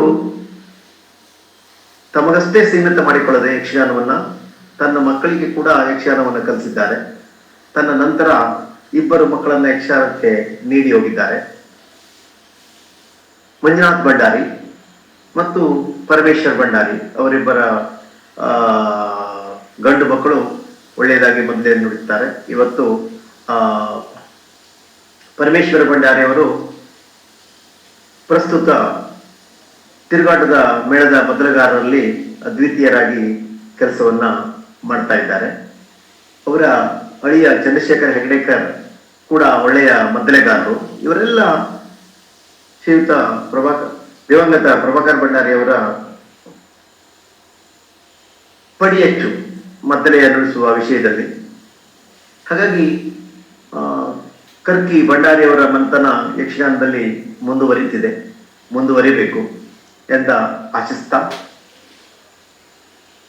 ಪ್ರಭಾಕರ್ ಭಂಡಾರವರ ಆತ್ಮಕ್ಕೆ ದೇವರು ಶಾಂತಿಯನ್ನ ನೀಡಲಿ ಎಂದು ದೇವರಲ್ಲಿ ಮತ್ತೊಮ್ಮೆ ಪ್ರಾರ್ಥಿಸ್ತಾ ನನ್ನ ಮಾತನ್ನು ಮುಗಿಸ್ತೇನೆ. ಯಕ್ಷಗಾನ ಹಿರಿಯ ಹಿಮ್ಮೇಳ ವಾದಕ ಕರ್ಕಿ ಪ್ರಭಾಕರ್ ಭಂಡಾರಿಯವರ ನುಡಿ ನಮನದ ಸಂದರ್ಭದಲ್ಲಿ ನಾವೆಲ್ಲ ಒಂದಾಗಿದ್ದೇವೆ. ಉತ್ತರ ಕನ್ನಡ ಜಿಲ್ಲೆಯಲ್ಲಿ ಯಕ್ಷಗಾನಕ್ಕಾಗಿಯೇ ತಮ್ಮನ್ನು ಸಮರ್ಪಿಸಿಕೊಂಡ ಅನೇಕ ಮನೆತನಗಳಿವೆ. ಅದರಲ್ಲಿ ಒಂದು ಪ್ರತಿಷ್ಠಿತ ಕುಟುಂಬ ಕರ್ಕಿ ಭಂಡಾರಿಯವರ ಮನೆತನ. ಕರ್ಕಿ ಪಾಂಡುರಂಗ ಭಂಡಾರಿಯವರು, ಅವರ ಮಕ್ಕಳಾದ ಸತ್ಯನಾರಾಯಣ ಪ್ರಭಾಕರ್ ಭಂಡಾರಿಯವರು, ಹಾಗೆ ಅವರ ಮಕ್ಕಳು ಇವರೆಲ್ಲ ಯಕ್ಷಗಾನಕ್ಕೆ ತಮ್ಮನ್ನು ಸಮರ್ಪಿಸಿಕೊಂಡವರು. ಪ್ರಭಾಕರ್ ಭಂಡಾರಿಯವರು ಅನೇಕ ಮೇಳಗಳಲ್ಲಿ ತಿರುಗಾಟ ಮಾಡಿರುವರು.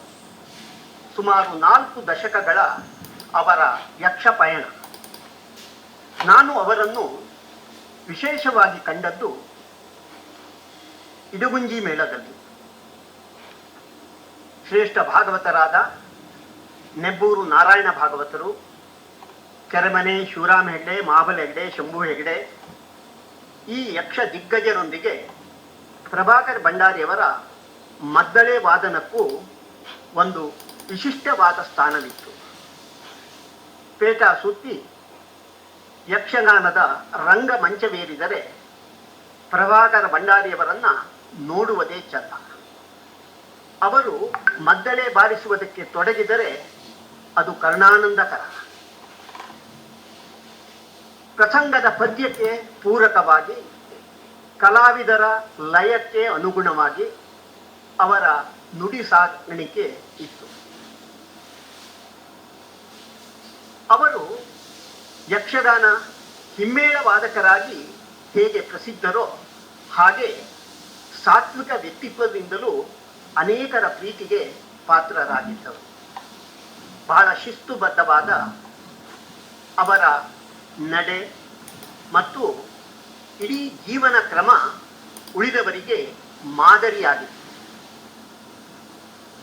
ಪ್ರಭಾಕರ್ ಭಂಡಾರಿಯವರು ಬಹಳ ನಿಷ್ಠೆಯಿಂದ ಈ ಕಾಯಕವನ್ನು ಮಾಡಿದರು. ಅದರೊಂದಿಗೆ ಯಕ್ಷಗಾನದ ಮದ್ದಳೆ ಚಂಡೆಗಳನ್ನು ಅವರ ಮದ್ದಳೆಗೆ ಕರ್ಣ ಹಾಕುವ ಚಂಡೆಯನ್ನು ಕಟ್ಟುವಂತಹ ಕಾಯಕವನ್ನು ಮಾಡ್ತಾ ಬಂದಿತ್ತು. ಕರ್ಕಿ ಭಂಡಾರಿ ಮನೆತನ ಚವತಿಯ ಮಣ್ಣಿನ ಗಣಪತಿಯ ರಚನೆಗೂ ಪ್ರಸಿದ್ಧವಾಗಿತ್ತು. ಈಗ ಅವರ ಮಕ್ಕಳು ಅದನ್ನು ಮುಂದುವರಿಸಿದ್ದಾರೆ ಎನ್ನುವುದು ಬಹಳ ಹೆಮ್ಮೆಯ ವಿಷಯ. ಉಡುಪಿಯಲ್ಲಿ ಯಕ್ಷಗಾನದ ಕಲೆ ಕಲಾವಿದರ ಕ್ಷೇಮ ಚಿಂತನೆಗಾಗಿ ಇರುವಂತಹ ಯಕ್ಷಗಾನ ಕಲಾರಂಗ ಯಕ್ಷ ಕಲಾವಿದರಿಗೆ ಒಂದಿಷ್ಟು ಕೆಲಸವನ್ನು ಮಾಡ್ತಾ ಇದೆ. ಅದರಲ್ಲಿ ಹಿರಿಯ ಕಲಾವಿದರನ್ನು ಗುರುತಿಸಿ ಅವರಿಗೆ ಪ್ರಶಸ್ತಿ ನೀಡಿ ಗೌರವಿಸುವಂತಹ ಕಾರ್ಯವೂ ಒಂದು. ಬಹಳ ಹಿಂದೆಯೇ ಪ್ರಭಾಕರ್ ಭಂಡಾರಿಯವರಿಗೆ ನಮ್ಮ ಸಂಸ್ಥೆ ಯಕ್ಷಗಾನ ಕಲಾರಂಗ ಪ್ರಶಸ್ತಿ ನೀಡಿ ಗೌರವಿಸಿತ್ತು. ಹೋದ ವರ್ಷ ಸಂಸ್ಥೆಯ ಸುವರ್ಣ ವರ್ಷದ ಸಂದರ್ಭದಲ್ಲಿ 70 ದಾಟಿದ 50 ಜನ ಹಿರಿಯ ಕಲಾವಿದರಿಗೆ ತಲಾ 50,000 ನಗದು ಪುರಸ್ಕಾರದೊಂದಿಗೆ ಸುವರ್ಣ ಪ್ರಶಸ್ತಿ ನೀಡಿ ಗೌರವಿಸುವ ಯೋಜನೆಯನ್ನು ಹಾಕಿಕೊಂಡಿದ್ದೆವು. ಅದರಲ್ಲಿ ಪ್ರಭಾಕರ ಭಂಡಾರಿಯವರು ಒಬ್ಬರಾಗಿದ್ದರು ಎನ್ನುವುದನ್ನು ಹೆಮ್ಮೆಯಿಂದ ಹೇಳುವುದಕ್ಕೆ ಸಂತೋಷವಾಗ್ತದೆ. ಈ ಸಂದರ್ಭದಲ್ಲಿ ಹಿರಿಯ ಹಿಮ್ಮೇಳ ವಾದಕರಾಗಿ ಯಕ್ಷರಂಗಕ್ಕೆ ದೊಡ್ಡ ಕೊಡುಗೆಯನ್ನು ನೀಡಿದಂತಹ ಅವರ ಆತ್ಮಕ್ಕೆ ಶಾಂತಿಯನ್ನು ಕೋರುವುದಕ್ಕೆ ಹಾಗೂ ಆ ಕಲೆಯನ್ನು ಮುಂದುವರಿಸುತ್ತಿರುವಂತಹ ಅವರ ಕುಟುಂಬದ ಹಿರಿಯರಿಗೆಲ್ಲ ಉತ್ತರೋತ್ತರವಾಗಲಿ ಎಂದು ಆಶಿಸುವುದಕ್ಕೆ ನಾನು ಇಷ್ಟಪಡ್ತೇನೆ.